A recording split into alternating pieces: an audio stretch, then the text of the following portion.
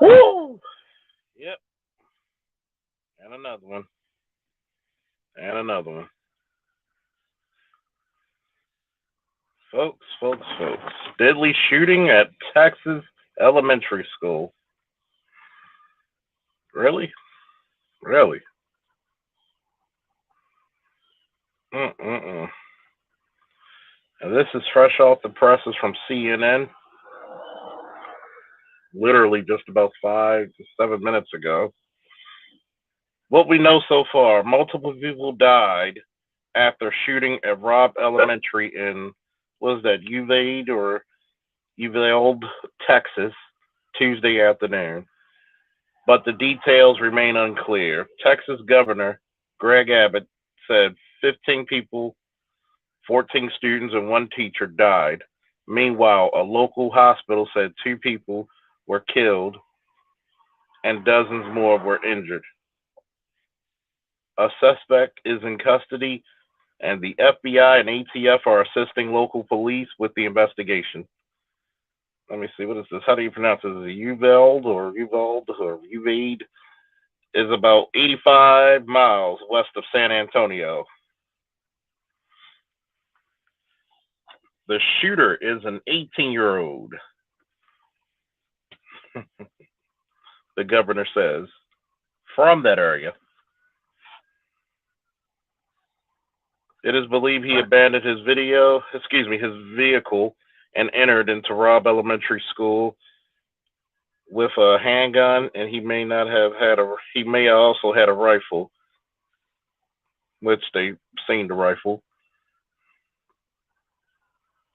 Uvalde. Okay. And everybody got certain pronunciations to whatever hell. I'm looking at this, and you're only 10 days removed from Buffalo. And I'm listening to one person talk about, well, it's too much power for for those men to have. I said, but yet I was 17, 18, and I was in the military handling the actual battle rifle. So pick a struggle. Is it too much power for 18-year-olds and 17-year-olds to go in the military? But yet, I've always noticed this shit, and I'm trying my best. If it happened like 1:00 this afternoon, I'm trying not to be one of those guys who say it. I hate to tell you I told you so, but I told you so.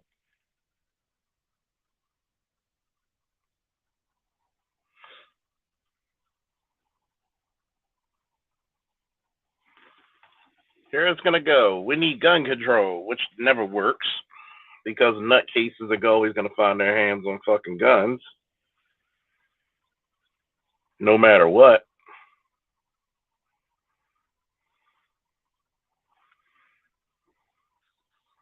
Let's listen to these reports. Parents are still being notified. School parents are being notified from this mass casualty event at the school where second, third, and fourth graders attended school, and the shooting started about 5 hours ago. The suspect acted alone, and we've been seeing pictures of a vehicle on the school grounds that looks to have been the shooters. Governor Abbott of Texas named the shooter Salvador Ramos, an 18-year-old. He has been killed.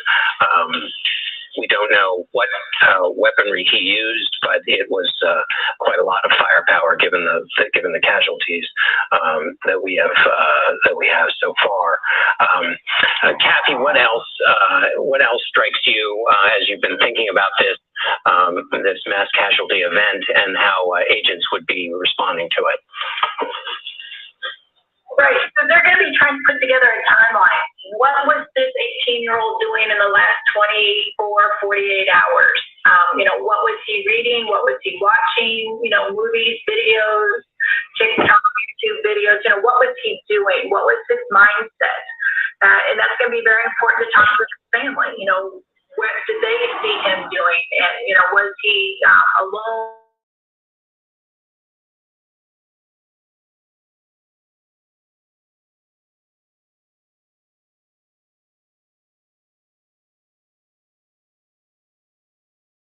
Psychological profile of who he was.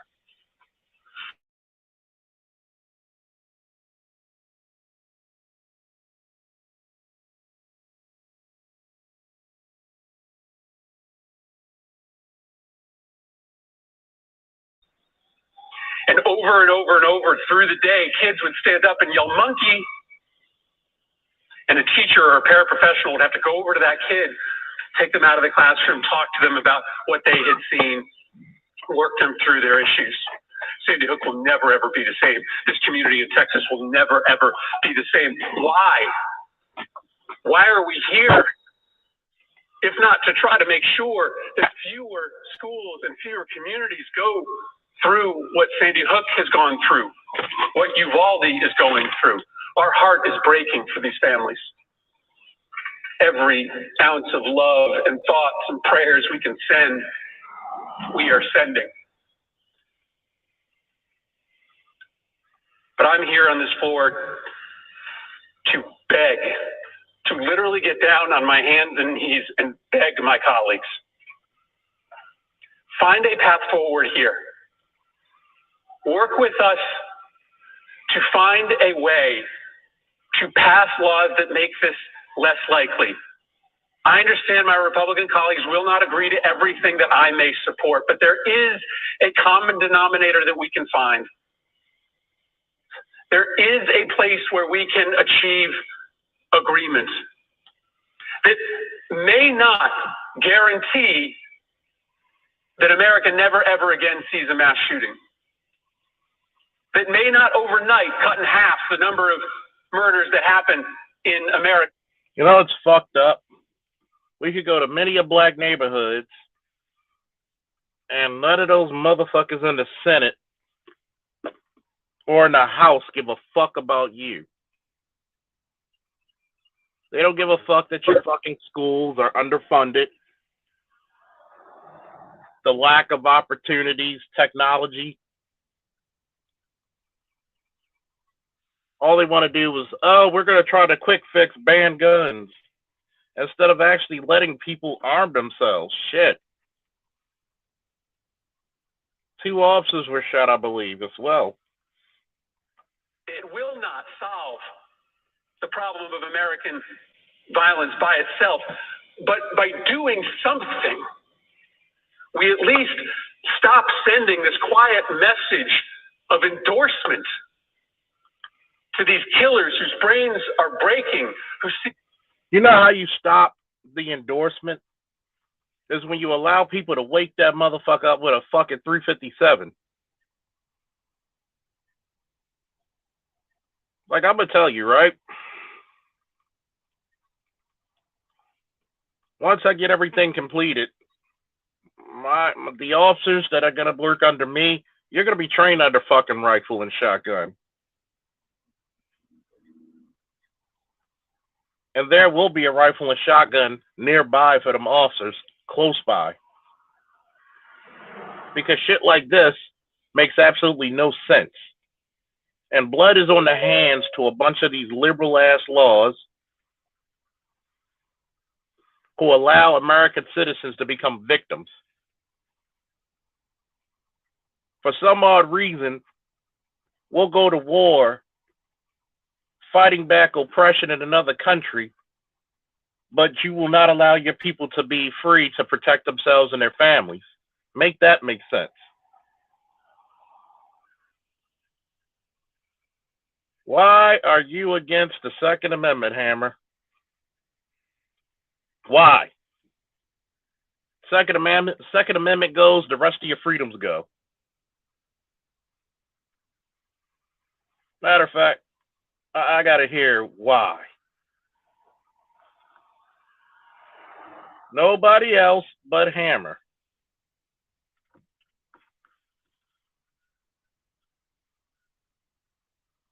Nobody else but Hammer. I think about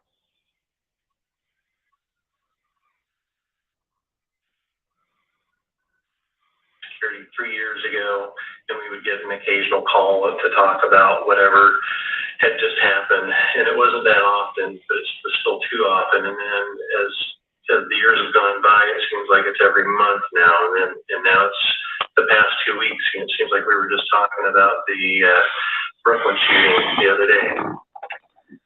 Keith, you are a former SWAT team hostage negotiator. You have been there seeing incidents like this unfold and have tried to stop the worst from happening. When you see the worst, as it sounds like is quite possible now in Uvalde, Texas, what goes through your mind? I think about the effects, the consequences to our society from COVID, the pandemic, and the problems of isolation. Look, Hammer, hit the link. Have endured over the past 2 years. I think about the gang violence that has continued. Hit the link. And of course, the extremists. Get up here and explain your point, Hammer. That are, helping to contribute to numbers of these types of crimes. But it's not just extremist groups. It's a whole host. Because last time I checked, I'm black, I'm an American, and I'm holding a gun is on my hip as we speak.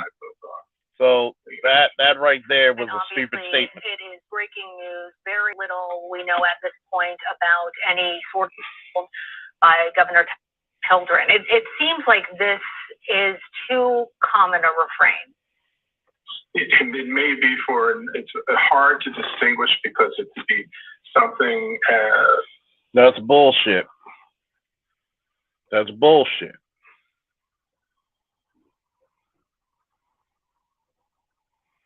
Look, Hammer, nobody else but me and you. You and I. You're going to have to explain yourself about why should we be against the Second fucking Amendment.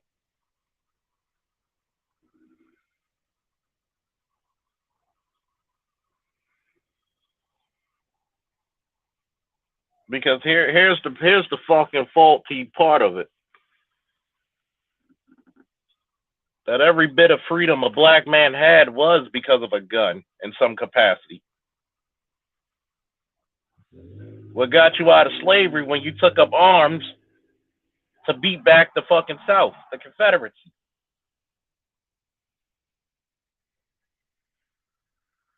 What kept a lot of black men and black women from being lynched was the gun.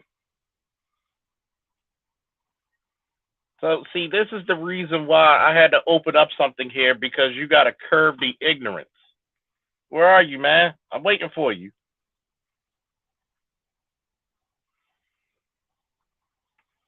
I'm getting tired of black people making blanketed statements and then want to cower behind the goddamn thing.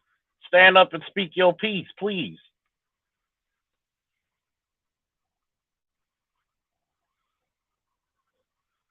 Because here it is, right? When you get officers, police or security, sufficient enough fucking tools, that shit should have been handled. Things happen, yes, but certain shit should have been handled. The connection to the school, if there was, for instance, an employee that had a domestic violence situation, or a student or a former student that had issues with other students or teachers or staff. It could be a stranger that is coming in to make us some sort of a terrorist statement to affect the policies of this country. It's hard to tell, but they will quickly. Please, I want you to really tell me. I want you to really tell me how the hell 47 million or 48 million black folks should not be armed, when we literally live in a country where you don't know who's who. Thank you. All right, Charles. What's up, man? Yeah, I'm How you doing? I'm currently working right now, but I'll hop in and kind of give my point of view, right? Here's the thing. Let's be honest with ourselves, everyone who's watching, right? We know that Black Americans cannot get away gun-toting the same way a white person can. I will say, anybody in watching this video, I want you to walk out in the public with your rifle or with any firearm you have and tell me that you're not going to get a reaction. We got to be honest here. We know that black men who are armed are not viewed the same way from the good society. That's why, for me, I just don't believe. And let me tell you why your plan is faulty, right? That right there shows, because guess what? When you don't use the law and actually know the law, you can circumvent it. Yes, there's incidents where blacks are going to be looked at as more as a threat. Sure. But this is also due to the sheer ignorance the black community has with firearms. Okay? Because one, are you Black American? No, I'm West African, so I don't know if that counts. Okay. Okay. And how old are you, Hammer? I already told you I'm 20. You guys already know this information, man. 20, about to be 21 this year, right? Mm-hmm. Okay. I'm going to tell you what really pisses me off. Because I just listened to this live broadcast on my iPad, and this lady said, this is too much firepower for an 18-year-old. Make that make sense, please. Because if he has an AR-15, that's semi-automatic. When I went to basic training in 17, 18, I was given the actual M16 M4, which is fully automatic or 3-round burst. Make shit make sense. How are people who are not as knowledgeable about firearms as yours truly going to tell me what's too much power? See, the fact of the matter is, when you do not give the power back to the people, guess what happens to the people? They're no longer citizens. They become subjects. The issue here is not firearms. The issue here is that you are the underclass. That's the fundamental issue. Let's keep it real. Do you remember what I said last year about January 6th? Yes. What did I say? You said they were going to give black men the keys to the castle. Something close to that. Who failed to get those keys? How many black men right now with no records could go to the police departments, security firms, fire departments, military, because they can't trust their own? Was I right about that? Yes, but we still have. But Charles, I'm still hearing cases, man. I'm still hearing situations of discrimination, a situation of racial incidents. Look, I'm not doubting what you're saying is true. I truly do believe that when it comes to the West Side, they're very scared as to what's going on. My only point, right? Because here's the thing: if you got, look, I'm not against it. Okay, I'm not against you guys having the you guys want to do it. I'm just saying that on the grand scheme of things, right? A lot of times when we have these conversations about Second Amendment, we keep forgetting the racial piece, which is very important. Yes, if you want to be out here, that's fine. But don't believe in this right wing stuff so much. You start to forget your place in a society, and you get and then you get caught. And see, here's the bad part, because I understand that you're 20 and West African. You know, there was a thing since the 40s to the 60s that said, "Fuck my place. My place is equal to you." Come on, Charles. And guess what? They had to. Guess what? Let me ask you this question: Would your parents? I don't know if you were born here or you had to commute, but do you think you've seen a lot of fucking people come from Africa come to America prior to the enactment of the civil rights? Did you see a large influx? Huh? You mean after, right? Yeah. Did you see a large influx of them come from Africa to America prior to the civil rights? No, probably not. No, it was less than 1%. But it's also important why? It's also important to remember that before World War II, many of African states were still colonies. So we can't forget that. In other words, right? Yes. You got to think about it. America was pretty much America during World War II. Pretty much 90% of America, 98, 99% of it was already established. So that being said, because shit, we had Guam for damn near 50 years? 40, 50 years by that point, and Puerto Rico. So think about this. Why do you see a lot more Africans coming over to the United States now? Because America is opportunities, economics, of course. Because the hard work of making you an equal to the fucking society is done. Why do you think you see a lot of fucking Mexicans? You think you see a lot of fucking Hispanics over here? You did not have a lot of motherfuckers crossing that border before civil rights. But it's also important to understand that a lot of them are being brought here purposely, they're being brought here purposely now because now we have a population deficit. So, and to undermine the black vote, that part too. And to undermine the black vote. See, you got to understand something. Every time we make up excuses for people not to be protecting themselves and their families is a failure of not only the government, but also culture and society itself. And anyway, Charles, thank you for letting me on. I have to go back to work anyway. But all I wanted to come and say, right? I don't want folks to miss what I said. I'm not saying you should carry a gun. But what I'm saying is, and I gotta go now, when we have these conversations about the Second Amendment and carry weapons, let's not get so magical. We start to pretend as if we have the same social standard as a white person, because that's gonna get a lot of folks out here killed if they end up in the wrong area in the country. Would I be you know what though, Charles? Charles, because what he's saying is, go Charles, go ahead. Before he even say that, there were more black people getting killed just by sitting in the fucking wrong diner. That's right. There were more black people getting killed just by walking down the fucking block.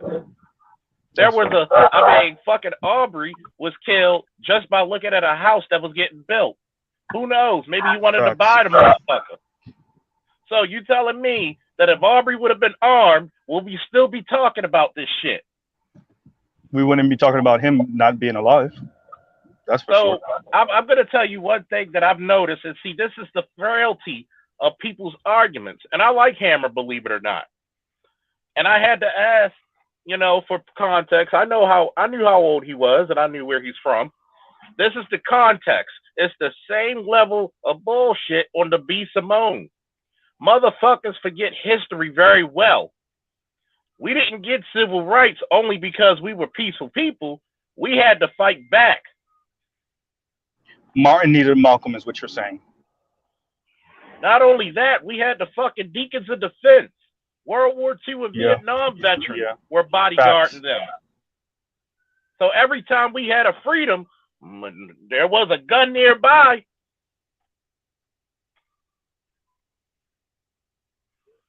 I'm not saying a gun's going to save your life, but give me a fighting chance.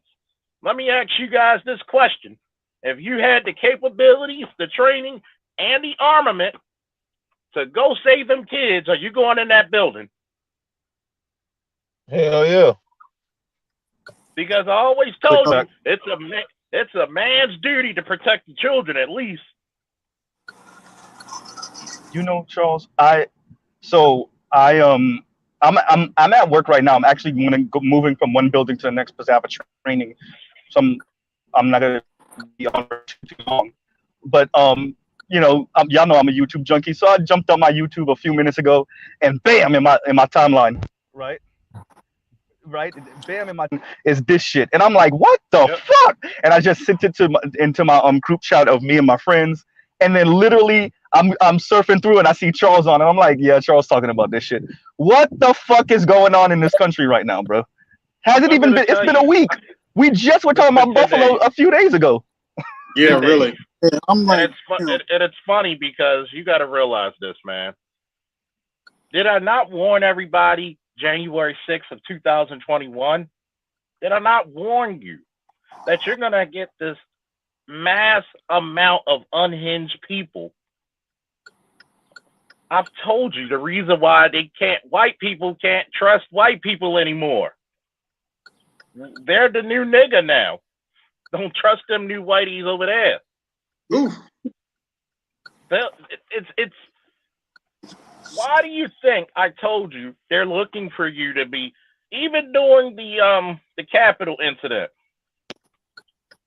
Even during the Capitol, it was the black officers who were the heroes of the day. Mm-hmm. That's it. I swear, man. Sorry. Go ahead. You try to take away actual masculinity from us men trying to do our jobs. Things like this happen. Got these people. Sorry if y'all can hear the background. These peaceful, over anxious, feminized motherfuckers out there, liberal, all this shit. That's getting crazy. I'm already reading Twitter talking about even some celebrity talking about ban guns and all that stuff. Ban guns. I'm like, first of all, psychopaths, you know what I'm saying, kill people, not guns. People allowing psychopaths out there and shit. If they ain't use a gun, they'll use something else. They will use something else. Mel, one of the issues we're dealing with, Mel, and Hammer and Charles were kind of speaking to this earlier. It's not really, like you said, it's not the gun. And it's even bigger than the psychopaths. You're dealing with a culture that's eating itself because you never fixed the fucking kids or the women or the men for that matter. You told these people, you told white people in particular. So facts, brother. It's so facts. I mean, damn. Yeah. Now, what we going through now, man, it's like, it's like nature's trying to technically refix itself. Because you got now, so you know how we go on our beach and shit like that, but we're trying to bring actual masculinity back. You got women that's attacking other women that, you know what, I want to be in my feminine way. Now, I don't want to be going to work being this masculine role. I see what happens when we try to make dudes overly feminine and we trying to be overly masculine. It's going crazy. And now with this gender bullshit, all this crazy shit, and it's affecting our kids. And now our kids not even safe no more. Because look at all this crazy shit that's going on and shit. If he's backing out roads like nations intended to be, this shit wouldn't be happening in mass numbers like this. I mean, just like we said, like, damn, he's been on shootout in Buffalo, and now this shit. I'm like, damn. I'm gonna say something real quick. Look, don't tell me what the fuck to say on my channel. That's one. Don't tell me what the fuck to say on my channel. Oh, he was casing the joint. Motherfucker, were you there? See, it's great to make assumptions and to make an ass of yourself. Because this is the problem. When you don't have a large amount of black people going to the gun range, you're going to get statements of, why, oh, this person should have been this. Look, first and foremost, we need to really talk about how we'll budget for shit that doesn't even prolong our lives. Exactly. We'll budget again, please. We'll budget. But Charles, we'll this is the thing too. When people say make comments like what this brother just made in the comment section, you give the white racists and the psychos excuses because you're a fucking coward. Whenever I see some heinous shit happen and the first thing you Negroes do is blame other Negroes, that let me know you a coward. Because you refuse to say the boogie word. Hear the boogie word, Charles? White supremacy. Call it for what it is. Racism, anti-blackness, and spoil brat ass white kids. Call it what it is, but you're too cowardly. So the first thing you do is blame other Negroes. Y'all niggas is cowards, nigga. Y'all are cowards. I just found out. But the whole thing with the Ahmaud Arbery, it don't even matter if he was casing the place out or not. What happened was two people. I don't even give a fuck about their race, because if you take the race away and it was switched up and it was two black dudes that came out, they came out of their house and followed the dude. That's vigilante. The only way that you can make a citizen's arrest, and I learned this as a security guard, is if you see a felony in progress. You can't chase them for a misdemeanor. Trespassing is a misdemeanor, so you can't chase them with a gun. Matter of fact, this is how trespassing actually works. Unless there's a posted sign, which you have to make sure that person can read and to comprehend whatever language that sign is in first, or being physically told he cannot come on the property. Exactly. So I can look in the window. Doesn't mean I want to steal something. It may be something, oh, wow, that's a nice painting. I'm going to knock on the door. I'm giving an example for dumbass motherfuckers, okay? See, I got to do this every so often. What the fuck is my expertise? I mean, why the fuck does this situation have to do with this situation at all? I don't even know. And see, this is what happens when, white people try to justify shit. Yeah, there were some white people who were down, but was it a majority? No. And we're about those white people that stick with us and everything. Just like because guess what? I'm gonna tell you the one thing, the one rule of the day. How many are trading their whiteness for our blackness? Exactly. A bunch of them. I don't hold all white people. None. And I don't have any bones of hatred of anybody. But I just hey y'all, I'm about to drop. I'm gonna try to listen in, okay? All right, man. I'm just gonna tell you this because here it is, right? Your second mass shooting in less than 2 weeks. Here it comes. You just heard the guy on the Senate floor. Let's do something about it. But when there's violence in the black community, nobody gives a fuck. Yo, OG, how quick did he get on that flow? That was quick as fuck. Like he was already sitting there. That nigga had the speed force in his ass. I was just watching that shit and I was just trying to figure out how did he get on the floor and start talking about gun laws that quick though. But yet, this is the funny shit about gun laws. Oh man, I'm in my truck and my son thinks he's sneaking up on me. Should I give him? Should I let him live? But oh man, that's serious. That's serious. Yeah, man, let him live, man. What do you want? You think he's sneaking up on me, boy? Nothing much. Just online. Say hi to everybody. What up, man? What up, man? How's everything going? Good. That's what's up. You on board? Go do your pull-ups, boy. Go do your squats and pull-ups. And There we that's what go. I'm doing with my little bros. That's what I'm doing, man. I ain't even got no kids. I got little bros, man. And I'm doing Yeah, the that's same what's up, thing. They yo. hitting treadmills. We lifting weights. We doing all that. You know what I'm That's what saying? my little bro do out here, man. Like I don't even got to be around him. Every time I see him, it's like, yo, his ass getting bigger and bigger, man. He 13 years old. Or freaking got a 12-pack.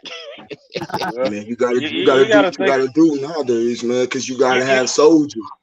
For That's a you this, gotta fact. think about. soldiers. You gotta think about this, right? You got 400 million guns and only 80 million gun owners. Some people have multiple guns, and some guns are not legal. See, here's the problem, right? You can't talk about civil rights if you're not civil. Should I say that again for the Negroes in the back? That's a fact. That's a fact. That's a fact. Yes. You can't talk about civil rights if you're not civil. Look, I don't see too. Y'all can talk about Baltimore all you want. Right. Do you see us going up in the schools laying waste of fucking defenseless children and teachers? Nope. Hell nah. We know better. And I actually said that on my small platform, on my channel. I'm like, yo, these little kids up here, man, they probably shoot at each other all day, gun each other down, but they keep it in the streets though. They don't go to tops. They don't go to elementary schools. You know what I'm saying? They don't go to the mall and shoot up everybody. Like, but here's the coward. But here's the cowardness about this shit. Right. You notice you're gonna go. You don't go to the fucking police station to do this shit. Right. Yeah, exactly.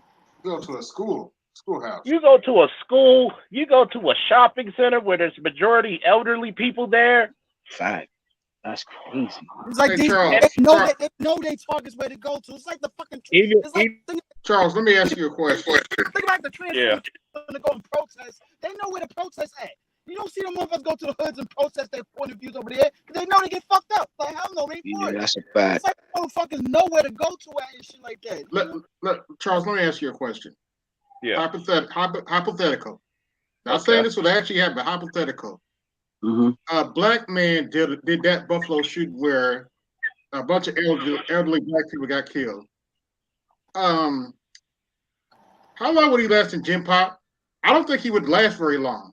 He would have got shot on, man. He would have got shot on sight. He would have got shot on sight. Most likely, because I hate to say it. No, actually, I don't, because it's factual. White people have an innate fear of blacks. Does that mean every white person? No. But a lot of white people who never been raised or cultured around other races have a slight ignorance and fear of them. I've seen it. No, fellas, I want to ask you real quick. How did the DC sniper get caught? Well, one, how he got caught, it was a Baltimore officer who stopped him and ID'd them and got the tag number. Right. And they got the information and wasn't they sleeping inside the car, right?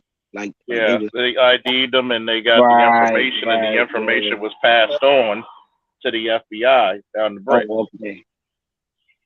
Yeah, that was crazy because now they got another shooter on the Chicago highway. I don't know if y'all been paying attention to that. And the young lady just got she just got hit and she's in critical condition. You know what I'm saying?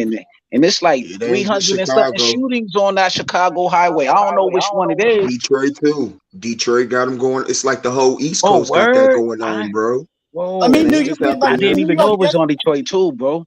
I didn't even know that. It's in Philly. It's in Detroit. It's in Chicago, bro. It's in New Jersey. It's in the area, bro. That's the new thing right now, bro. Snipers. Wow. The 11-year-old got killed yesterday.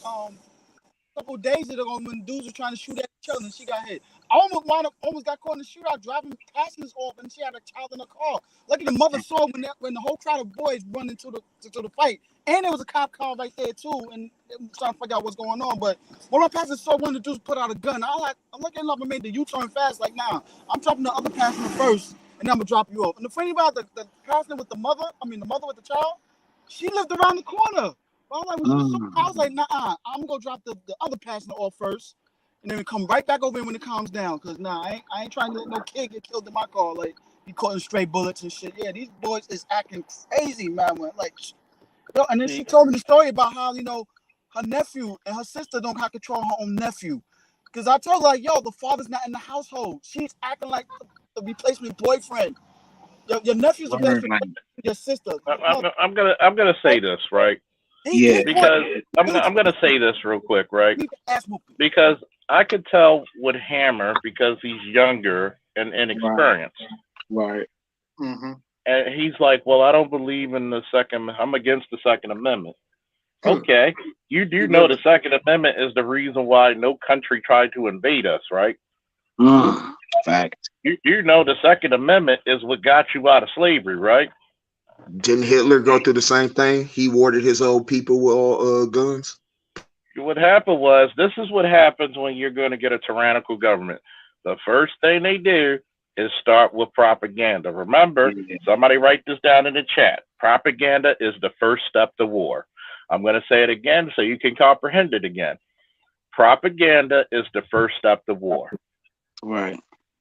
So my thing with Hammer is why is he talking about things that's going on over here, and like why he's not fighting over there in his country? Like, I be listening to Tariq Nasheed. I don't know if you guys, you know, it is what it is, but I like his talking points. Like, people like that cannot talk about what's going on up here. They here, they enjoying the taxes, they enjoying the freedom, they enjoying whatever that's going on in their situation, but they can't talk about no problems going on over here, and they got slavery going over there right now in modern times in their country.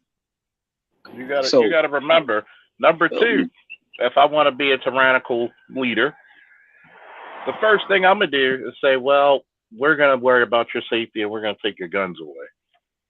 Why do you think it was so? You think it's easy to kill 15 million people, 15 to 25 million people without, you got to understand the reason why Israel is the way it is now. What's Israel's motto? Officially and unofficial, never forget. That's why you have to give 2 years of service, man or woman. You'll see a cute little Israeli chick looking like fucking Wonder Woman and shit, and you'll see a Uzi strapped to her too. She has her any skirt at the bottom, but she got a fucking Uzi strapped to her ass. Facts. So you got to realize something. When you're surrounded by all enemies, you got to do what the fuck you got to do. See, the problem with the black man and the black woman currently, you're more Americanized than everybody. There's no order. That's the problem. There's no order. You're more loyal in the. You're more loyal. You're in the law in the loyal of a ceasefire. You think it's all peaceful and gravy, and we the first motherfuckers to tell people we forgive them. It's okay to say fuck you. I hope you burn in hell. I'm sorry. It's okay to do that. You know what bothers me? Sorry. You know what bothered me, Charles? That still pissed me off to the day when that day a police officer broke in that dude's apartment, killed him, and that fucking judge fucking went and hugged the bitch. Someone forgive you that shit. Yeah. And the relative of the victim somehow forgive you that much, like they hugged her also too. I'm like, what the fuck is wrong with this?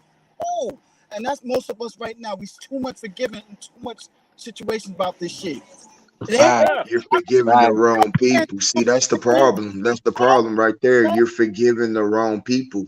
That's why we come into the issue that it is. Yo, honestly, forgiveness not to have the enemy in your heart, but that doesn't mean I forget. I think they do both at the same time. You forgive it and forget and be too lenient. I'm not with that shit.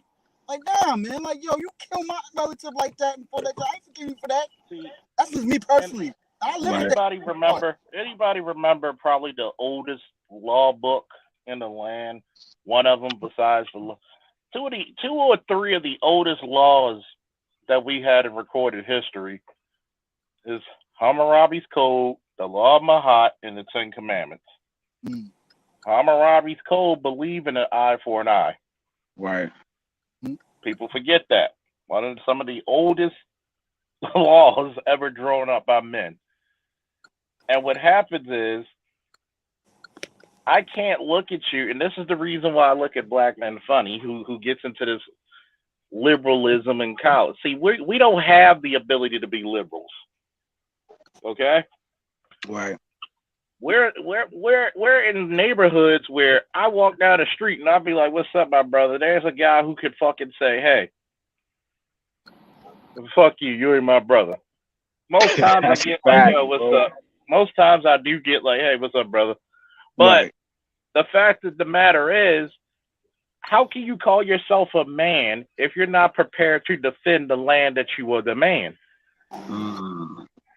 How can you call yourself a man and a protector and a provider if you can't protect your family? As Richard Pryor once said, if a guy pulls a knife on you and you go in your pocket and the only thing you can pull out is skin and lint, you're at a very heightened disadvantage. And you know one thing about that, OG? Hold on. Let me serve that up. The problem is the snitching. We got hardcore snitching going on at it's so bad where you gotta tell them what you got, how you got it, what you do with it. That's none of their fucking business. They're talking too much. Too much of their business. Let me put it to you this way, right? This guy, whoever the fuck you are, you're talking about an eye for an eye leaves everybody blind. Bullshit. You know, it's just like this. The reason why a lot of people from different ethnicities come over to channels like this to try to tell us what to do. Fuck all that. If that would have been my child, I'd have killed that motherfucker. Same here. I'm like, and God help anybody who stands in my fucking way. Yo, I'm like Frank Castle. Fuck that shit. Motherfuckers gonna see the Punisher in my ass. And why the fuck they coming over here trying to tone police though? That's the wild thing, man. I'm like that dude. And by the way, 1,000 kids a year ain't compared to 100 million in a couple of decades. Well, let's compare that to how many numbers for 400 or 500 years. Shut the fuck up. Right. Fact. Matter of fact, I'm gonna tell you some real telling shit. When we talk about the Holocaust, all due respect, yes, it was horrible. Motherfucking true. It was horrible, but here's the difference in context to the Holocaust and slavery. We rescued you from yours. You financed ours. The Holocaust wasn't even the worst genocide ever. Cause our Holocaust is the true motherfucking Holocaust. When you were saying that shit about them fake motherfuckers, I kept quiet. I try to keep quiet on it. Fuck them. But now they saying that the Holocaust ain't even had millions and millions of people that died, yo, because they found like moccasins and they found like shirts and you know what I mean, slacks and so like new studies coming out. They kept numbers, real good numbers. One thing about the Germans, they kept real good numbers of how many motherfuckers they killed. Okay, yo, because I know because King Leopold, he killed more motherfuckers than the damn Holocaust, yo. When it came to the Congo, you know what I'm saying? When you look at that Holocaust, let me tell y'all something, man. If y'all gotta look at these documentaries, man. That like go black and white documentaries. I love watching documentaries, bro. Look, check this out. This is how they faking, because when the so-called Holocaust happened, let me tell you how it goes with them. Because they were rich. The problem is that they starved out their own. They had a small remnant of poor they used on to say that they were the true children of Israel. That's the thing. Now, when them motherfuckers was dressed up, suit and tie, tuxedo, white, dressed up and everything, they had swimming pools, they ate at dining halls, and this was the thing. This was going on when Hitler was around. This was in the camps at the time. So it's a lot of foodgazing that's going on with this, with them people over there, as they say they're the two children. So I kind of get irritated when I hear that. Right. Because and then I'm looking at this shit. See, this is the reason why you got trolls running up in here talking about these people are fools, nothing but greenhorns. Get the fuck off my shit. That's, I can't be nice. Hold on. Let me say this, because this is a funny thing. For the dude that was the forum nigga, or whoever the fuck he is, he talking about black and white. The motherfucker don't even know what race the fucking shooter was at that damn school. He was fucking Mexican. So what the fuck are you talking about? We talking about gun rights. Yep. Wow. I didn't even know he was Mexican. Who did that at the and I'm gonna tell you, you got a bunch of crazy. See, I'm gonna say this for a lot of people who aren't familiar to what I said last year. Did I not warn everybody? You're getting a subsection of unhinged people coming forward, and I hate to be right, but I was right. I've seen this shit many of times. Facts. You got a bunch, and see, here's the crazy part about the Hispanic, some of the Hispanic community. They don't see them a lot, especially a gay kid that fucking age. He doesn't see himself as Hispanic. He sees himself just the same as a white boy. Yep. Facts. And he's gonna be like, yeah, they're taking over the country, nigga. You're only one generation removed. Right. Trying to replace us because the work is done. Yeah. Like right now, they the most dominant race right now. The damn Mexicans, right? Like La Raza. But population big as hell, right? But here it is, right? Here it is. Every time I talk about rights for black men and black women to have, there's always got to be some dumb motherfucker trying to ice skate uphill. Always. How the fuck you gonna tell me I'm American and then lie right in my fucking, totally lie to me, and I gotta light a cigar for this shit? Because you're gonna lie to me and say that black man shouldn't carry the gun because the fucking shit turned out. But guess who's gonna get? So what the fuck am I supposed to do when my community's under siege? And we go through this all the time. Our own community. Each other with guns. Sometimes you gotta by the way, if a motherfucker like me is a greenhorn, I got enough guns to make Frank Castle blush.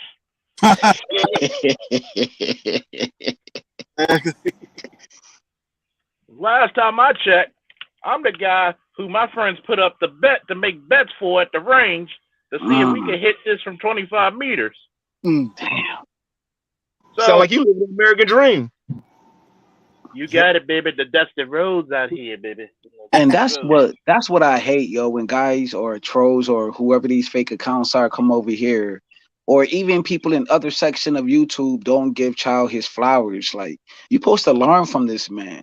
You know what I'm saying? He did way more things than people would ever dream of. Like, y'all can't even hold a candle to this man. Y'all supposed to give this man his flowers. Here's the crazy part, and I appreciate that. Here's the crazy part. Of course, I always tell you that, bro. Here's the crazy part, and I appreciate all the flowers that I get. Here's the crazy part, right? I started the security firm, as you can see the patch and the logo right up in the corner. And I'm trying to get young black men, especially, but young black girls can join as well, to come back to the community and protect your goddamn community and get paid to do it. To go overseas, the places where you can learn and make a lucrative living, where you can make hundreds of thousands of dollars legal. Right. But yet, we got motherfuckers talking about what we can't do. See, I really see this as something that we don't learn from history. I came up with a group where sometimes the most democratic thing you can do to an evil fucking person who's got a bomb strapped to him with a gun in his hand is put a well-placed shot in the middle of his fucking forehead. It may sound violent, but sometimes violence keeps other fucking shit from happening. Facts. You know what's so funny? And assalamu alaikum to all my Muslim listeners. Greetings to my Christians and shalom to the Jewish ones. Hold on, let me say this real quick. This is a fact, because when people bring up gun rights and they be so quick to talk about banning guns, if you look at the stats about it, there's probably like maybe last year was like maybe 1,800 gun charges where the criminal killed the person, and there was over 3 million incidents where the victim or the potential victim had a gun and avoided and stopped the threat, and some of them weren't even them getting off a shot. Basically saying, if you have a gun, you're able to get out of a situation where you could be the victim. Then for the victim to have guns, because it's so funny they talk about gun rights, but over in China and over in London, you're not allowed to have a gun, but yet they still, but the stabbing deaths have drastically went up over the decades. Yes. So it don't Yeah, matter you if gotta you have a realize. gun. If a motherfucker want to You kill gotta you, they gonna realize. find a way to kill you. Yeah, you gotta realize Yeah, that FBI took the statistics that they said when you have open carry, violent crime goes down. Yep. Do I think everybody needs to carry? No. You have to go through sufficient training and go through as many mental health, evaluations as possible. Yep. Does that mean you're gonna have some slip through the cracks? Yes. Just like we have at the motor vehicles where you got motherfuckers who got their license and can't drive a lick. Some people slip. Here's the question. You're gonna have to take up responsibility because at some point you got to be the person that defends your family till the police come. Mm-hmm. Yep. So you have the right to defend your family, defend yourself, especially in your own home. Who breaks into your house and trying to kill you? You know what? I got the right to take your life, and I won't go to jail because you in my own damn house. It's the law. Yeah, but this happened in Newtown. You know what I mean? With the tragedy that happened, some years back. Now in this situation, how come teachers can't have guns inside the classes or something? You know what I'm saying? Because we're a liberal country. And like, that's funny. Crazy, bro. It's funny what you say because look at Israel. Israel, the teachers have guns because think about it. When you're in Israel, you got to remember you're dealing with you're literally landlocked with enemies all around you. Yep. So the teachers have guns. It's not uncommon to see a teachers with Glocks or whatever. I think Glock is probably the more common handgun over there. So a lot of people don't understand that how blessed they are, even with mass shootings. I mean, they're spiking up. Yep. But even with mass shootings, think about how you had 13 10 days ago. Now you have 15, and we don't even know how many people are injured. And you know what they said about the Buffalo shooter?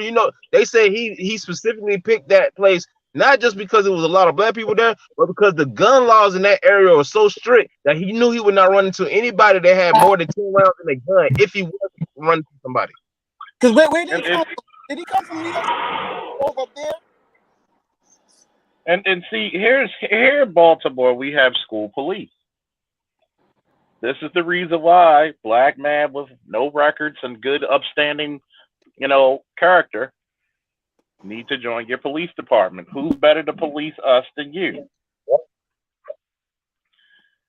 I've always told people, hell, you look in my community tab. I told you 2 sites that they're selling body armor. May not save your life, but get you a fighting chance. That's my motto. Yep. Take the time out. If you could wait in line 4 hours, 5 hours for a PlayStation or Jordans, you could go up there and schedule yourself for some training, medical training, firearms training. I'm tired of people getting caught with their pants down. You can't say, oh, well, if we ban this gun. Have you noticed that criminals don't follow the law? I know this is some new shit, but criminals don't follow the law. Ooh. That's like saying we're gonna make tougher drugs. We're gonna make tougher drug laws. The criminals the ones with the sticks, with the buttons. Yep. We're gonna make tougher drug laws, but you still have a population that still wants them drugs. Yep. So if I get a methadone clinic where I legally give them fucking heroin, synthesize or whatever the fuck they do with it, and I sell the real shit, the much more potent shit, they're gonna hotbox that shit and still buy it. Or the guy who's getting the methadone is gonna sell his shit. So what are we doing? Yep. Eventually you're gonna have to say, look, we cannot cower to terrorist threat because and I'm tired of them not saying this shit. This is an act of terrorism. Yep. Why? Because by terrorism, you're doing something that's politically or racially motivated. To cause terrorism. See, you can have people shot But if I'm doing an act of terrorism, which I'm trying to circumvent the government or intimidate a local populace through racial, which race is actually political, me. But you know, I got too many times coming up on starting panels or being on panels where this is my bread and butter, my expertise, and motherfuckers talk to me like I don't know shit. You know what's so funny? When you say that, if I go outside right now and I see a dude I got an issue with, and there are people outside, and I told him out loud, I'm gonna kick your ass, that's a terroristic threat. Has to be political or racially motivated. No, I'm saying if they call police down here in Georgia and they say it's an assault, but the proper definition of terrorism is political, religious, or racially motivated. Oh no, I understand. I'm just saying down here they can charge you with a terroristic threat. If they get there and they say witness said they heard you saying that you was gonna do something to a person, you can get charged with a terroristic threat because it's made out in public. You get charged. You can get charged with anything. You can get charged with anything. Conviction's a different story. Yeah. Mm-hmm. Oh yeah. When you charge, the charge could be dropped. Yeah, convictions when it fully goes through and it's on your record. See, here's the faulty of it, man. And this is the reason why I've encouraged black men to go get training. Black women do it too. Because a lot of y'all have the kids. Since y'all got the kids, you need to protect them goddamn kids. Mm-hmm. Unless you do the ultimate thing of protection, give the kids to their father. But I digress. So when are you going to realize that, hey, this training and this firearm, hey, even if I have to keep it in a lockbox in my trunk that's bolted down to my trunk, hell, I put up the fucking Instagram for trunk safe Instagram page, and guess what I'm gonna do? I'm gonna have some shit lock it down. So I'd rather you be prepared and never need it than to need it and never have it. I'd rather pop the trunk than them pop a tag on my toe. Exactly. Oh yeah, Torian. Shout out to Torian Rain. Everybody's favorite newscaster in the black manosphere. But you got to think about it. This is how the country works. They want to change the rules that circumvents them. See, it's funny that the guy where he lives, just talking about the buffalo, oh, it's fine for you to get a gun, but when you see the skin getting darker, oh, we need tougher gun laws. Like, we're more violent. I always ask this question. Tell me what country full of black people ever dropped a bomb on a country? No. Also, if you think about it this way, what about the violent acts Antifa had done? Because they trying to force people to accept them as their gender identity and shit. But they committed some violent acts. You want to know who's some violent? I mean, look at the religious community. They do some violent shit themselves. Oh yeah, the religious community. Oh, burn them at the stake and all that shit because it's a sin. Because God's hell. I got a buddy. Oh, they do crazy shit. I got a buddy of mine who works at the Capitol Police. He always said, you see how violent and how vile those women were protesting abortion at the Capitol? Oh, right. Oh, hell yeah, shit. You want to hear some shit? Go listen to what they fucking say. Go listen to what them women say. Mm-hmm. We need to castrate all men. We need to abort all babies. All male babies need to go. All babies must die. We kill the baby. Like, what the fuck? They don't even say baby. It's not a baby. It's not a baby until it's birth. I mean, what the fuck you talking about? When I skied it in you, it was alive. How the fuck you think it found the egg? Shit been alive. Here's the craziest part, right? Somebody will say I'm wrong and I'm inciting shit on my channel, but they won't go over to the bitch's channel who said abort black male babies. Nah, they don't got no nuts about themselves. You know what's funny though? They attack women for one of the traditional submissive women, and they attack like, yo, this is y'all fighting for choice. Well, she chose to be in the backseat of her man. and you're attacking her? Like, yo, it's just crazy. Yo, look what Charles said. Yo, he said them women was violent on Capitol Hill during that time, but it even get violent than that, bro. Like with Ted Bundy, I said this on the last panel. You know what I'm saying? Even with him, he doing what he did, you know, which was horrific or whatever. But these women was still writing them, still They marrying were them, still sending still them giving them panties. conjugal visits. But here go KS, and our so-called women can't even take a little bit of criticism. Now, how crazy? Yeah. And then what GG said this. I saw the Green Gorilla. He said, even in the Civil War, these females, the white females, still built institutions and statues of their generals. Yeah. What the Think fuck about did it. our so-called women ever did for us, bro? Shouts out to Green Gorilla for stating that out, bro. Like, a hard way to go and an easy way to get. A hard way to go, the easy way to get there, bro. Yep. Come on, man. Like that shit is deep. They make movies out of they motherfucking serial killers and gangsters and you know what I mean? Museums, statues, Mount Rushmore type of shit. But our women, so-called women, they ain't my fucking woman. Shouts out to Grinch for making the Ratchet Rouge, you know what I'm saying? Letting us know about things of that nature. But yo, come on, bro. These women still build institutions and buildings and statues and everything for their counterpart. But these women's talking about bring something to the table. Fuck the table. Motherfucking Becky build better, nigga. Shout out to Pastor for saying that. Sometimes Becky build better, nigga. I want to shout out to this YouTube I follow. Real Femme Sapien. She just made trending on TikTok, and she pissed off a lot of chicks when she made a video about. She told them, how'd you get your high value man? Well, I was submissive. I was, feminine. I married him, and I got the best benefits. He pays me. It's no different from me going to get a job, working, being submissive towards my boss. Well, my boss is my husband. You know what I'm saying? And I do my part so I can get the benefits he gives me by being a submissive, feminine wife.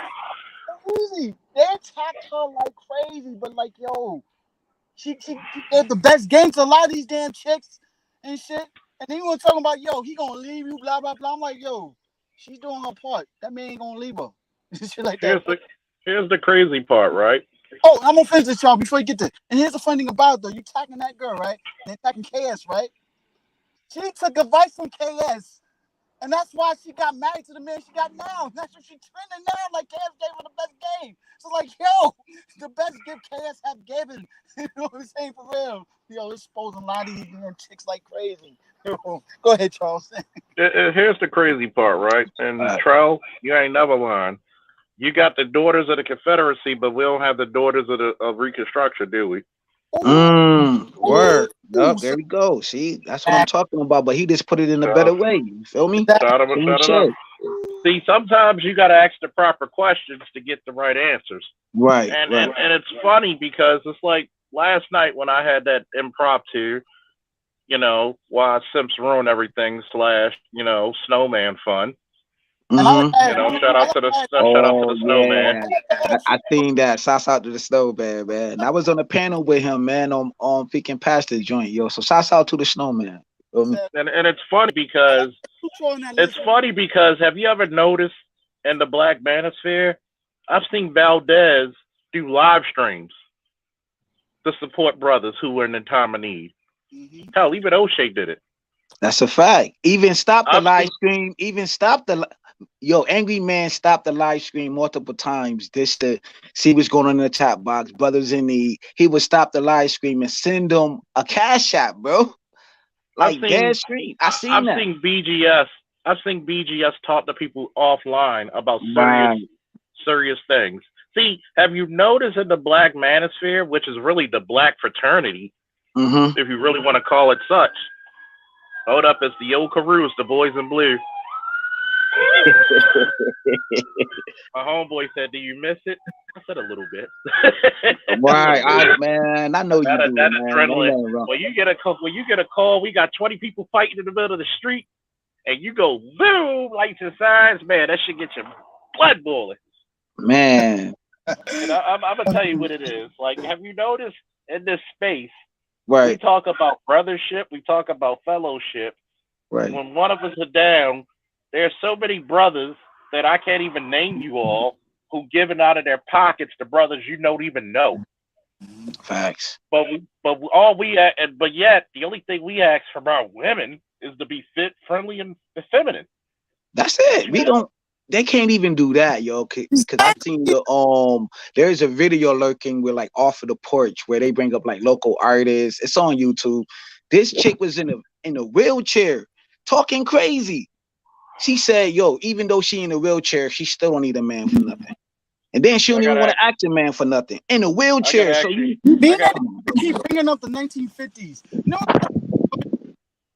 You going in and out. Moo cows back then. See, I'm gonna say this right now. See, normally I don't do this, but I'm gonna address. I like to address trolls because this is how you actually show your intellect. Sometimes there's times I'll ignore the fuck out of you, like you don't exist. America, country of terror, creates wars all over the world. Do you live in this country? And trust me, every country you said we fucking have war in, you motherfuckers are getting money, aka foreign aid, aka welfare from the fucking government you said that's creating terror. So guess what? Man. Shouts out to Cerulean for doing that stream some years ago, man. I didn't even know that. I didn't even know they get a funding bill. You and Cerulean was there. I'm talking about millions of dollars, sometimes billions. Look what's happening. These motherfuckers got Lamborghini, fucking Diablos, whatever the fuck them. Man, look what's going on. Look what's going on. Look what's going on in Ukraine right now. Exactly. We got homeless people here. We got homeless and people who are not working right now. People who could barely fill up their fucking gas tank right now. Right. But we're sending money over to a country that's none of our fucking business. 40 billion. And that's because they've been fucking with Joe Biden for decades. They've been fucking with the Democratic Party for decades. That's why if you look at all the shit that's happening now, and then you just look back the last 4 years about what they were trying to impeach Trump for, about him trying to find out what's going on with Biden's party and what they had, why they was in cahoots with Ukraine, and Ukraine having biolabs over there being that was doing secretive experiments and stuff, and then we got the Joe Biden threatening not to give them $1 billion if they didn't fire an investigator that was investigating his son's company. Like, all this shit ties back into each other. Shout out to the battle buddy extraordinaire BMT. Trust me, BMT, you're gonna have to come up. We're gonna have to do a stream one day teaching people about firearms. Yeah, that's a fact, bro. And I'm gonna start doing, because guess what?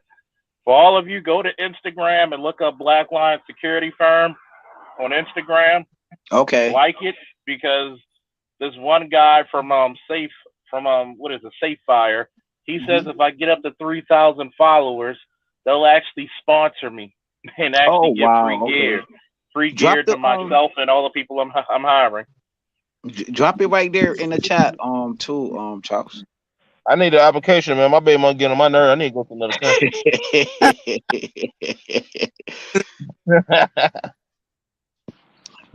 I'm glad me and my baby mom don't talk no more, man. Like, yo, be cool, be cordial. She over there, I'm over here. You know what I mean? Shouts out to her. Yeah, she put me through the ringer. Charles though, man. Yo, I was going through the ringer, man. God dog.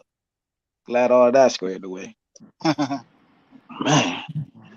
Yeah, bro, that's what I'm saying, man. Like, it'd be so funny when folks be like, America started wars, but they don't, like you said, they don't know nothing about history. Because I could have sworn one of the biggest empire was the British Empire that had over 30 million kilometers of land that they basically held rights to, and then their influence is still in those parts of the country, in those parts of the world to this day. So who really started war? They feel that way. They all feel like this way. All country, everywhere, everybody's a terrorist. If you think about it that way, don't just point out America alone. Every country has their own terrorism and everything. Even those peaceful countries that you think is peaceful have their own terrorism in them. We just don't know about it and shit. So don't single out America, their own faults and everything. Like, I'm gonna tell you. America is the middleman in a lot of shit. Them niggas is the middleman on a lot of shit. Them niggas is the dope dealers and the motherfuckers and the gun handlers for a lot of countries. I'm gonna tell So you, if anything, they you ain't don't got know. war, they just don't fund them bitches. One, I'm gonna They tell instigate them. every black man, get your passport, travel the world, become a worldly man. Exactly. Start actually looking at the world. Start actually, you know, getting some experience under your belt. You know, some seasoning. See, men are the opposite of women. The more rugged and the more experienced a man is, the more attractive he is to women. Okay. When you're a worldly man who's traveled and learned some things and been around other cultures besides his own, the women love that shit. So compared to the opposite of women, when women are at their most beautiful, when they're at their most pure, because there's a difference in it. So a lot of times, let me put it to you this way. You know how many women just love it that, oh, you know how to shoot a gun, you know how to break this down. It just looks so attractive to them. Right. You know how to. You actually read the Bible. You know how to comprehend this. You read some books. See, this is the problem when we use the term multifaceted man. A lot of us are afraid of that because we still hold tight the hood fucking rituals. Yep.